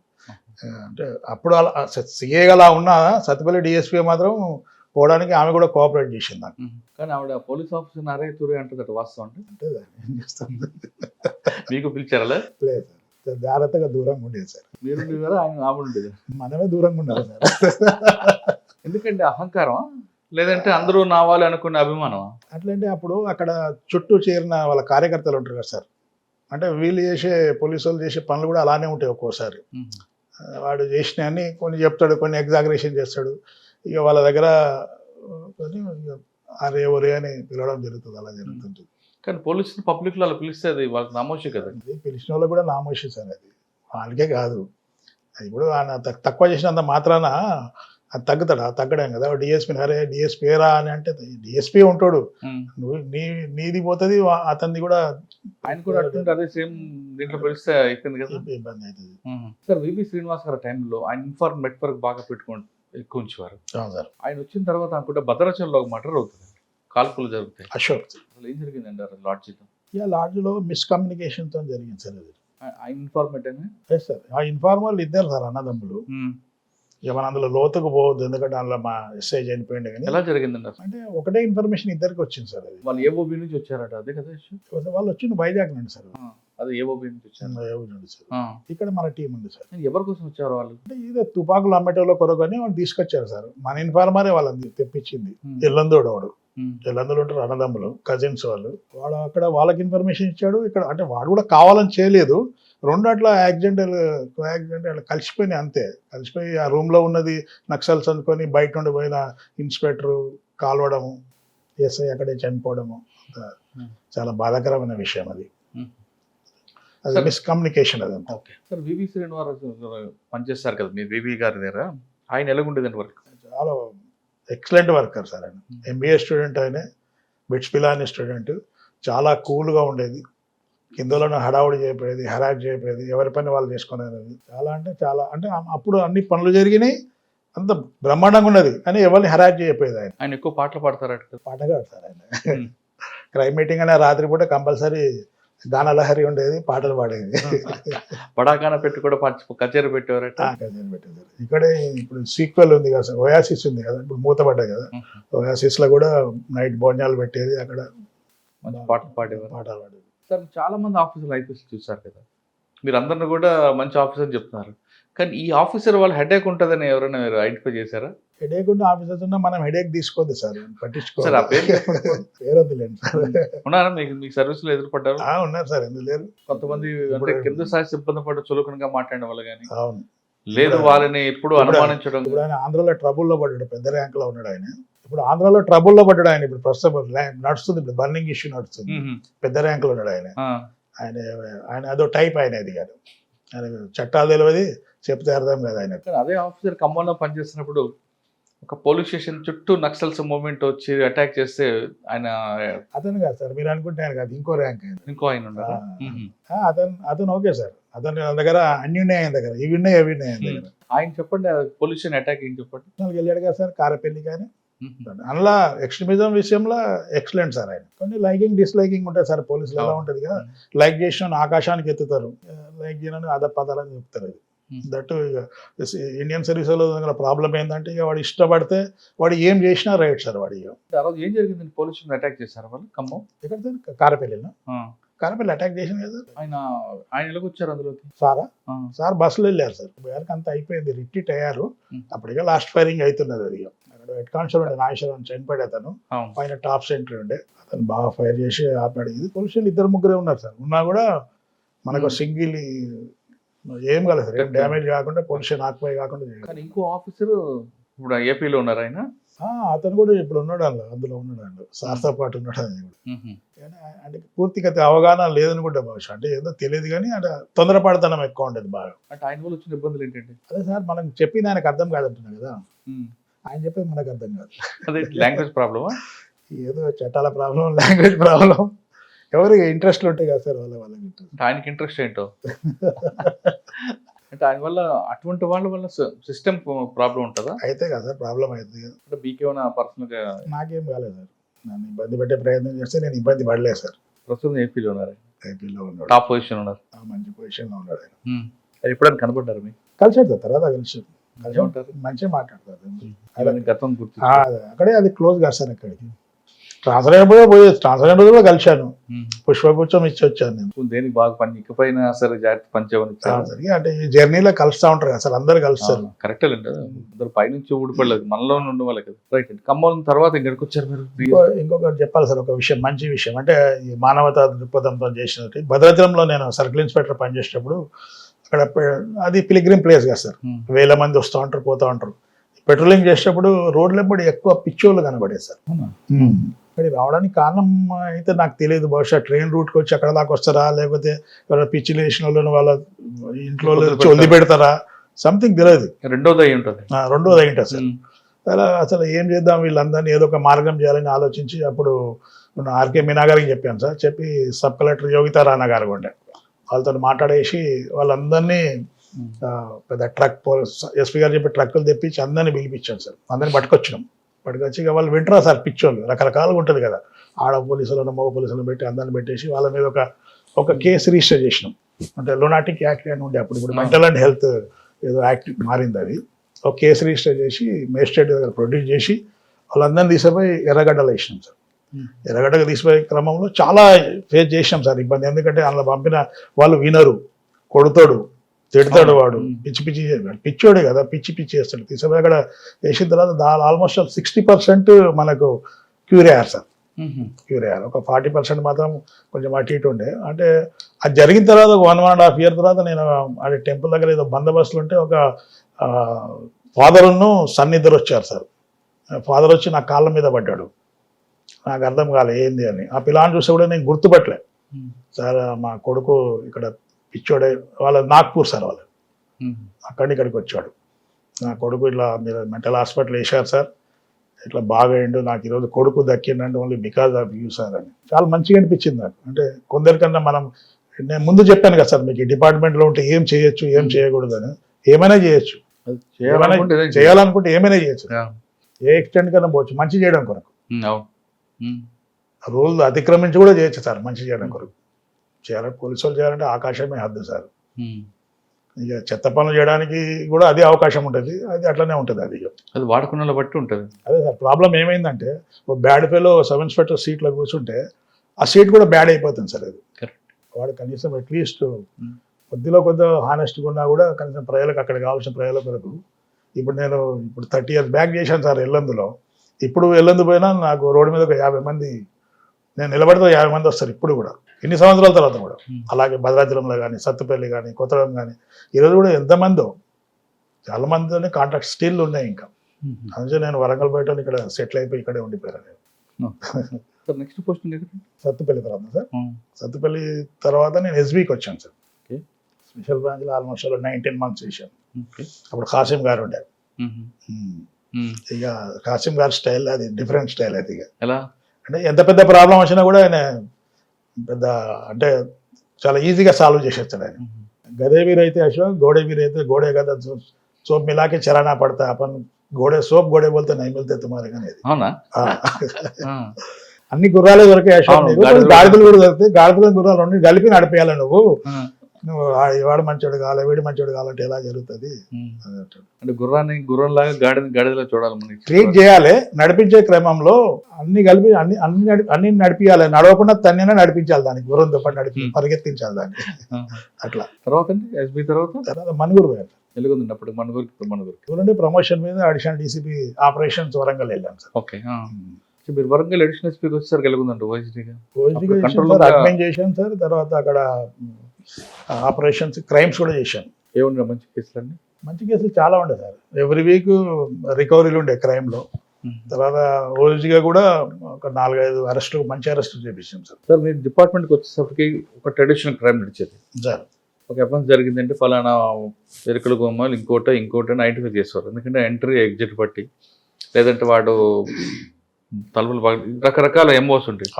ఇప్పుడు వచ్చేసరికి మీరు ఓఎస్డీగా రిటైర్ క్రైమ్స్ చేశారు కాబట్టి మిక్సింగ్ గ్యాంగ్స్ అయిపోయాడు. Mix gang. అవును సార్. చైన్ స్నాచర్ ఇందులో చేస్తాడు, ఇది వాడు చేస్తాడు, అన్ని చేస్తాడు. ఇప్పుడు హెడేక్ ఉండేది కదండి ఇప్పుడు సార్. అప్పుడు స్టార్టింగ్ లో సార్, స్టార్టింగ్ లో మీకు పలానా వాడు ఏ మోడస్ ఆపరండి వాడి దానికి ఐడెంటిఫై అయ్యేవాడు. ఇప్పుడు రకరకాలు చేస్తున్నారు. మీరు వరంగల్ వచ్చేసరికి క్రైమ్ లో అన్ని మిక్స్ గ్యాంగ్లు అయిపోయాయి కదా, అప్పుడు మరి ఇబ్బంది పడలేదా? అంటే ఇక మనకు ఫింగర్ ప్రింట్స్ దొరకడం కానీ, సీసీ ఫుటేజ్ కానీ. ఇప్పుడు నేను ఎస్ఐగా ఉద్యోగం చేసినప్పుడు సార్ ఇవన్నీ ఏమున్నాయి సార్? సీసీ ఫుటేజ్ ఎక్కడ సార్? లేవు. దొరికితే ఫింగర్ ప్రింట్ లేదా మాన్యువల్ ఏమైనా ఇన్ఫర్మేషన్ ఉంటే ఇన్ఫర్మేషన్ సార్. అయినా కూడా కేసులు డిటెక్ట్ చేసేది కదా సార్, అంటే మేము ఎస్ఐగా ఉన్నప్పుడు ఎలా ఉండే సార్, మెంటాలిటీ ఎలా ఉండే అంటే, నాది ఎలా ఉండే అంటే, ఎవరిని తలకాయన బలగొట్టిండంటే నా ఇంట్లో ఎవరిదైనా తలకాయ బలగొట్టింది కావచ్చు. ఒక లేడీని హెరాస్ చేసిండంటే నా ఇంట్లో లేడీకి హెరాస్ చేస్తే ఎలా ఉండేది, ఏమైనా జరిగితే నాకే జరిగిందా అనేది ఉండేది సార్. అంటే ఓన్ చేసాం. మండలంలో ఉన్న ప్రజలంతా ప్రశాంతంగా ఉండాలి, ఎవడు బాధపడద్దు, అందరు ప్రశాంతంగా, ఎవరిని వాడు బతకాలి, ప్రశాంతంగా బతకాలి. వాడు ఏమన్నా డిస్టర్బ్ చేసి ఊళ్ళో పోయి కొంచెం లాంటి మండలంలో సార్, కొంచెంలో కానీ చంద్రగడ కానీ అమ్మ వాడు ఎస్ఐ గారు వస్తుండ్రా అనే పరిస్థితే ఉండేది. అలానే ఉండేది. అంటే మంచోళ్ళతో మంచిగా ఉండే సార్. ఈ ఫ్రెండ్లీ పోలీసింగ్ అంటే మంచోళ్ళతోనే, బ్యాడ్ పీపుల్కు బ్యాడ్ ఎస్ఐ. వాడు వస్తుండ్రా, ఎస్ఐ వస్తుండే అని ఇంట్లో పోయి కూర్చుండేది వాడు కామ్లో లోపలికి పోయి. లేకుంటే ఎలా జరుగుతుంది సార్? జరగదు. మన షూలో మనం కాలు పెట్టకుంటే, అరే వాడిని పిల్లాన్ని బనాయించండి వాడు అంటే, బనాయించని మనకేమవుతుంది అనుకుంటే, వాడు ఊళ్ళో ఎలా ఉంటారు సార్ అంటే, వాడిని లంజ కొడుక అని తిడితే చాలు సార్, వాడు చంపినా పర్లే కానీ ఈ మాటకు ఫీల్ అయిపోతాడు వాడు. బాగా తిడితేనే ఫీల్ అవుతాడు వాడు. దాన్ని మనం అట్లా ఓన్ చేసుకొని వాడిని ప్రాపర్ వేళ కౌన్సిలింగ్ చేసి వాడిని కోర్టుకు పంపితే కొంచెం హ్యాపీ అవుతాడు విక్టిమ్ అంతే. సార్ మీరు సర్వీస్లోకి వచ్చినప్పుడు ఇన్స్టెంట్ జస్టిస్ కోరుకునేవారు పబ్లిక్ సార్. ఒక ఈవ్టీజింగ్ ఏందనుకోండి, లేదా మీరు అన్నట్లుగా ఎవరిని తిట్టారంటే వాడిని తీసుకొచ్చి విక్టిమ్ ముందే 2 తిట్టి 2 చంపలు వాయిస్తే చాలు అనే ఉండేవారు. ఉండే సార్. మీరు ఇప్పుడు కోర్టు కేసు అంటే మా వద్దు బాబు అని విన్నారు. అవును. ఇప్పుడు కూడా ఉంది సార్. అది ఇప్పుడు కూడా కోరుకుంటున్నారు కదా సార్. ఇప్పుడు కూడా ఎలా ఉందంటే జనము అప్పుడే ఇన్స్టాంట్గా అయిపోవాలి, దిశలాగా అయిపోవాలి. ఇప్పుడు అలా లేదు కదండి. మీరు అంటే పబ్లిక్ కోరుతున్నారు కానీ పోలీస్ చేయలేకపోతుంది కదా. చేయకూడదు కదా సార్. ఇప్పుడు దిశ కేసులో చేసిన అధికారులు, పోలీస్ అధికారులు ఇప్పుడు హైకోర్టులో స్టే తెచ్చుకున్నారు కానీ వాళ్ళ మెడ మీద కత్తి వేలాడుతుంది కదా సార్. ఎప్పటికీ ఉంటుందండి. అంటే బిహైండ్ ఇది thankless job sir. Police job అనేది థ్యాంక్లెస్. మనతో మన పని చేసుకుంటాడు వెళ్ళిపోతారు సార్, థ్యాంక్స్ ఏముండదు. యావరేజ్గా బిజీ పోలీస్ స్టేషన్లో రోజు 10 పిటిషన్స్ వస్తాయి సార్. 10 మంది విక్టిమ్స్ ఉంటారు, 10 మంది కానీ 20 మంది కానీ అక్యూలు ఉంటారు సార్. అంటే రోజు మీరు ఒక 10 మంది కానీ 20 మంది అక్యూలను మీకు వ్యతిరేకంగా తయారు చేసుకుంటున్నారు మీరు ఓ ఎస్ఐ. ఎప్పుడో ఫైన్ మార్నింగ్ 6 నెలలకు సంవత్సరానికి మనం చేయకూడని పని ఏమైనా చేసినా, బై మిస్టేక్ చేసినా, వాంటెడ్లీ చేసినా వాళ్ళంతా రోడ్డు మీద వచ్చేది ఫస్ట్ వీళ్ళే సార్. వాళ్ళు అంతే కదా. మరి సాయం బంధువులు ఎవరైనా వస్తాడంటే ఎవడు రాడు. అరే అప్పుడు ఎస్ఐ గారు మాకు ఈ సాయం చేశాడు ఈ కేసులో, మనం ఆయనకు సపోర్ట్గా నిలబడదాం అన్నది చాలా రేరెస్ట్ డే సార్. మన 0% రారండి. మన పర్సనల్గా వాళ్ళకి అటాచ్మెంట్ ఉంటే తప్ప ఎవడు రాడు సార్. థ్యాంక్లెస్ జాబ్ అది. అంటే మీరు అనొచ్చు, మీరు చట్ట ప్రకారం రూల్ ప్రకారం మీ డ్యూటీ మీరు చేశారు, జీతం తీసుకోలేదు సార్ అనొచ్చు కానీ శత్రువులు తయారైనంత ఈజీగా మిత్రులు లేరు సార్. ఇప్పుడు అటువంటి సిచ్యువేషన్ ఎలా పనిచేయాలండి? అటువంటి సిచ్యువేషన్ ఎలా అంటే ప్రజలకు వాడిని మనం తిట్టి కొట్టి వాడిని కేసు పెట్టినా కూడా సార్ కరెక్టే చేసిండు అన్న పొజిషన్లో మనం ఉండాలి సార్. కరెక్టే, నేను తప్పు చేస్తేనే చేసిండు కదా సార్ అని తర్వాత మళ్ళీ వానికి రియల్ కౌన్సిలింగ్ చేయాలి. మీరు అనుకునే కౌన్సిలింగ్ కాదు, కూర్చోబెట్టి మాట్లాడి ఇలా చేయకూడదు కదరా నువ్వు అనేది మళ్ళీ మనం తీసుకోవాలి. గుడ్ ఫెయిల్తో మనం కాన్ఫిడెన్స్లోకి తీసుకోవాలని మనం. కరెక్టే, కానీ అది విక్టిమ్ ఏం చూస్తారు, పోలీసుని అక్యూజ్డ్ ఒకటి అయిపోయారు కాబట్టి ఆ తర్వాత సార్ అంత అయిపోయిన తర్వాత కోర్టు పంపి వానికి అంత అంత అయిపోయిన తర్వాత నేను చెప్పేది అప్పుడు కాదు. అచ్చా అప్పుడైతే మీరు అన్నది అవుతుంది అది కలిసిపోయారు ఇద్దరు కలిసిపోయారు అంటాడు వాడు. అప్పుడు ఇంకా ఇవన్నీ లేవు, వాట్సాప్లు సోషల్ మీడియా లేదు, వాడు మొత్తం పెట్టేస్తాడు, యూట్యూబ్ పెట్టేస్తాడు వాడు. సార్ మీ సర్వీస్లో 35 సంవత్సరాల సర్వీస్లో తెలుసో తెలియక తప్పులు జరుగుతుంటాయి. జరిగినప్పుడు మీకే కాదు, అప్పుడు ఒక షీల్డ్గా ఉన్న ఆఫీసర్లు ఉండేవారు, ప్రొటెక్ట్ చేసే ఆఫీసర్స్ కానీ పొలిటీషియన్స్ ఉండేవారు. ఇప్పుడు అది కనుమరుగైంది పూర్తిగా. ఇటువంటి సిచ్యువేషన్లో పోలీస్ డిపార్ట్మెంట్ పనిచేయడం అనేది ఒక ఛాలెంజ్.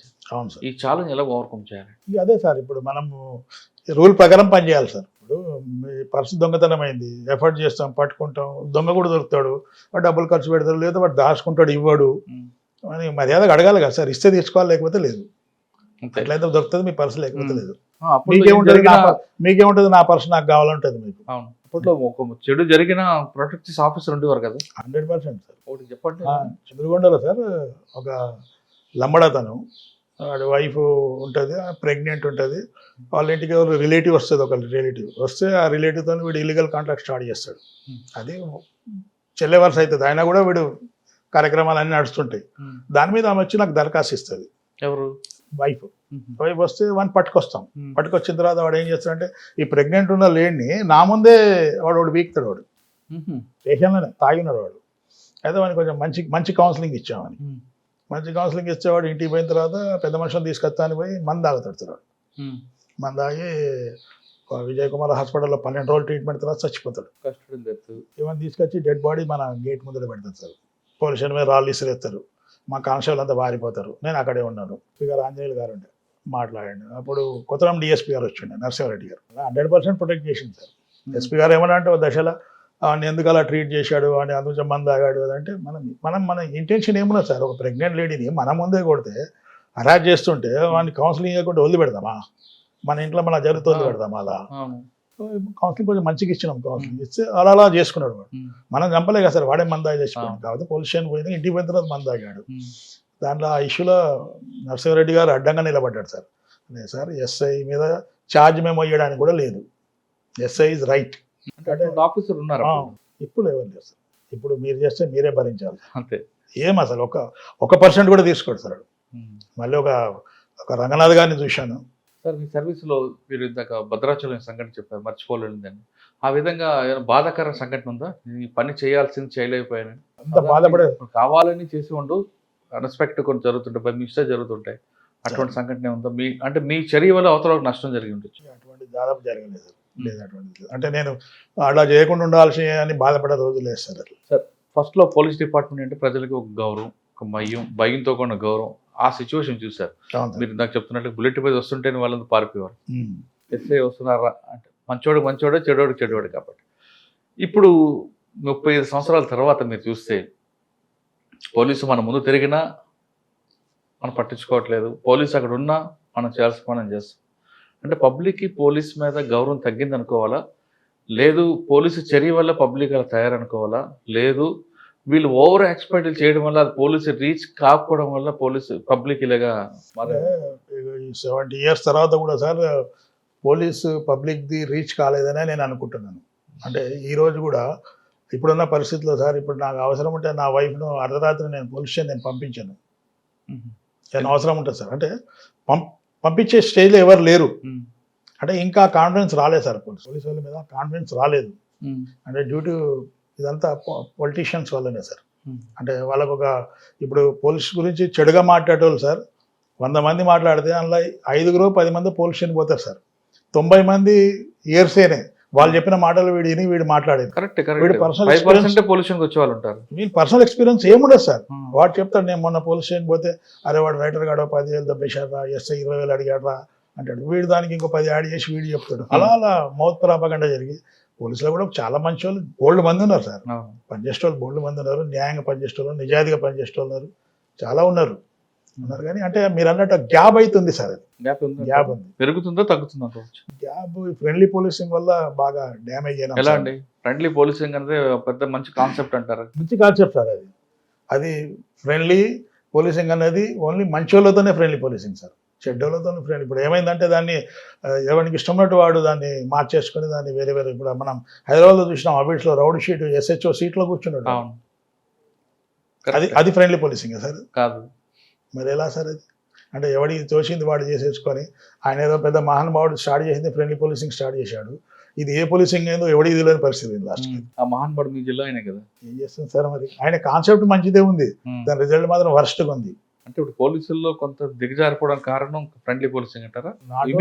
బాగా అసలు పోలీసు ఈ మధ్య కాలంలో లాస్ట్ 10 years నుండి బాగా డ్యామేజ్ కావడానికి సార్ పొలిటికల్ ఇంటర్ఫీరెన్స్ సార్. నేను ఎంత గొప్పనన్నా కానీ సార్ నాకు ఎవడు పోస్టింగ్ చేయడు సార్. సార్ మీరు అప్పుడు పనిచేస్తున్నప్పుడు జలగం వెంకటరావు గారి దగ్గర నుంచి చూసుకుని వస్తున్నారు వాళ్ళని వెంకటరావు గారు కానీ అందరు కూడా. తుమ్మల నాగేశ్వరరావు గారు చూసారు, ఆయన 3వ మంత్రి అవ్వడం వరకు చూస్తున్నారు. వాళ్ళ మార్పు వచ్చిందంటారా? లేదు సార్, నాగేశ్వరరావు గారు అయితే అలా ఉన్నారు. తుమ్మల నాగేశ్వరరావు గారు అయితే ఆయన ఏం మారలేదు. ఇప్పటివరకు కూడా ఆయన ఏం చేస్తారంటే, నేనున్నప్పుడు నేను CA ఉన్నప్పుడు కూడా మా సర్కిల్లో 4 పోలీస్ స్టేషన్లు ఉంటే SIలు మారుతుంది సార్ అంటే మంచోళ్ళని చూసి చేయమని చెప్పాను. మంచోళ్ళని ఏమని చెప్పాను, SP చెప్పు నేను చెప్పినా అనేది. ఆ విషయంలో మాత్రం సార్ చాలా గ్రేట్ సార్. కానీ మిగతా పొలిటీషియన్స్ అంటే పేర్లు కాదు కానీ ఇప్పుడు ఎలా ఉంది సార్, లెటర్ లేకుండా ఏ పోస్టింగ్ అయినా దొరుకుతుందా? అదే అండి ఇప్పుడు నాకు వస్తున్నది. దాంతో ఏమవుతుందంటే, నేను DSPగా పనిచేసినప్పుడు ఒక CI చాలా మంచోడు ఉండే, అక్కడ లోకల్ ఎమ్మెల్యే చెప్తే ప్రాపర్ కాదు వినలే, ఆయన పని చేయట్లేదు, నాకు కంప్లైంట్ చేసిండు ఎమ్మెల్యే. అంటే నేనన్నా లేదు సార్, CI చాలా మంచోడు, అయితే మంచోడు మాకెందుకు సార్ అంటుండు. అంతే కదా, మంచోడు మాకెందుకు సార్, ఇటువంటి తెచ్చారు సార్ మీరు అంటుండు. అంటే ఎలా ఉంది చూడండి పరిస్థితి. అట్లయితే ఇప్పుడు మీకు ఇష్టం చేయాలంటే మీ డిపార్ట్మెంట్ మీది కాదు కదా, ఇండిపెండెంట్ డిపార్ట్మెంట్. అంటే అటు పక్క వాళ్ళు కూడా ఉంటారు కదా సార్, ఒక పక్క చేస్తుంటే ఇంకోటి చూస్తుంటాడు కదా, ఏం చేస్తున్నాం ఏం చేయట్లేదు అన్నీ చూస్తుంటాడు కదా. Correct sir. ఒకప్పుడు ASR చూసి పోస్టింగ్లు ఇచ్చే పరిస్థితి మీరు చూసారు. అవును సార్.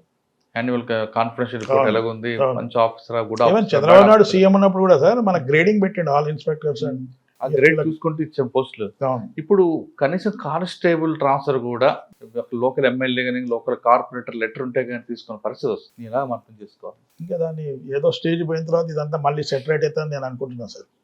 ఇలానే భ్రష్టు పట్టిపోతుంది సార్. ఇంకోటి పొలిటీషియన్ అన్నోడు ఎవడన్నా మంచిగా నేర్చుకుంటే ఆయన పొలిటికల్ భవిష్యత్తు బాగుంటుంటాడు, నేర్చుకోడు కదా, మరి పోతాడు సార్. ఇప్పుడు చూస్తున్నాం కదా ఎంతమంది DSPలను CAలను వేసుకొని చిత్తుగా ఓడిపోయిన వాళ్ళు మన జిల్లాలో ఎంతమందిని చూసాం మనం. కానీ మీ ఆఫీసర్లు కూడా కొంతమంది అలాగే తయారయ్యారు కదా, లెటర్ ఉండాలి, కవర్ ఉండాలి, ఉంటేనే పోస్టింగ్ ఇస్తున్నారు. మళ్ళీ వీడు వచ్చి మళ్ళీ కవర్లు సంపాదించాలి కదా సార్. మళ్ళీ అందులో అల్టిమేట్లీ నాశ అయ్యేది ఎవరు సార్? కామన్ పీపులే, సామాన్య ప్రజానికి. వాడి నావిగేషన్ ఏముంటుంది సార్, 10 ఇచ్చినా అనుకుందాం ఉదాహరణకు, వాడు 30 టార్గెట్ పెట్టుకుంటాడు. వాడు ఉద్యోగం ఎక్కడ చేస్తాడు సార్? వాడు బిజినెస్ కదా, ఉద్యోగం ఎక్కడ చేస్తాడు సార్? వాడు పొద్దున్న లేచినా కానీ ఏముంది మనకు, ఏం కావాలి, ఎట్లా వస్తాయి మనకు, అది 10 పెట్టాను 20 ఎప్పుడు వస్తుంది చూస్తుంటాడు. సార్ ఫైనల్గా చెప్పండి, పోలీస్ డిపార్ట్మెంట్ వచ్చే వాళ్ళకి మీరు ఇచ్చే మెసేజ్ ఏంటి? ఇప్పుడున్న సిచ్యువేషన్ హ్యాండిల్ చేస్తూ, ఇప్పుడున్న సిచ్యువేషన్ హ్యాండిల్ చేయడానికి వీళ్ళ అదృష్టం ఏంటంటే సార్, ఇప్పుడు చాలా సోఫిస్టికేటెడ్ అన్నీ వచ్చినాయి సార్ వీళ్ళకు. మేము 30 సంవత్సరాల క్రితం జాయిన్ అయినప్పుడు పరిస్థితులు లేవు. వాళ్ళు చేయాలంటే ఇంకా మెరుగైన ఫలితాలు వస్తే సార్ మంచి సేవ చేయొచ్చు పోలీస్ వాళ్ళకి. ఇంకా కానీ ఇప్పుడున్న సిచ్యువేషన్ లేదు కదండి, అప్పుడులో ఉన్న సిచ్యువేషన్ ఇప్పుడు వేరు. అప్పుడు మీకు లెటర్ తీసుకొని వచ్చినాక కూడా చేయొచ్చు సార్ చేయాలనుకుంటే. అంటే నేను ఇంతకుముందు చెప్పాను కదా, వాడు బ్యాడ్ ఫెయిల్ అయితే ఆ సీట్ బ్యాడ్ అవుతుందని.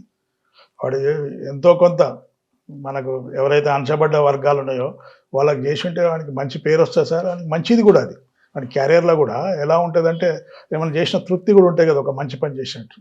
నేను మీకు ఇంకో విషయం చెప్పదలుచుకున్నా ఈ సందర్భంగా. ఈ ప్రమోషన్స్ అన్న విషయం వెరీ బ్యాడ్ ఉంది సార్, ఎస్పెషల్లీ పోలీస్ డిపార్ట్మెంట్లో.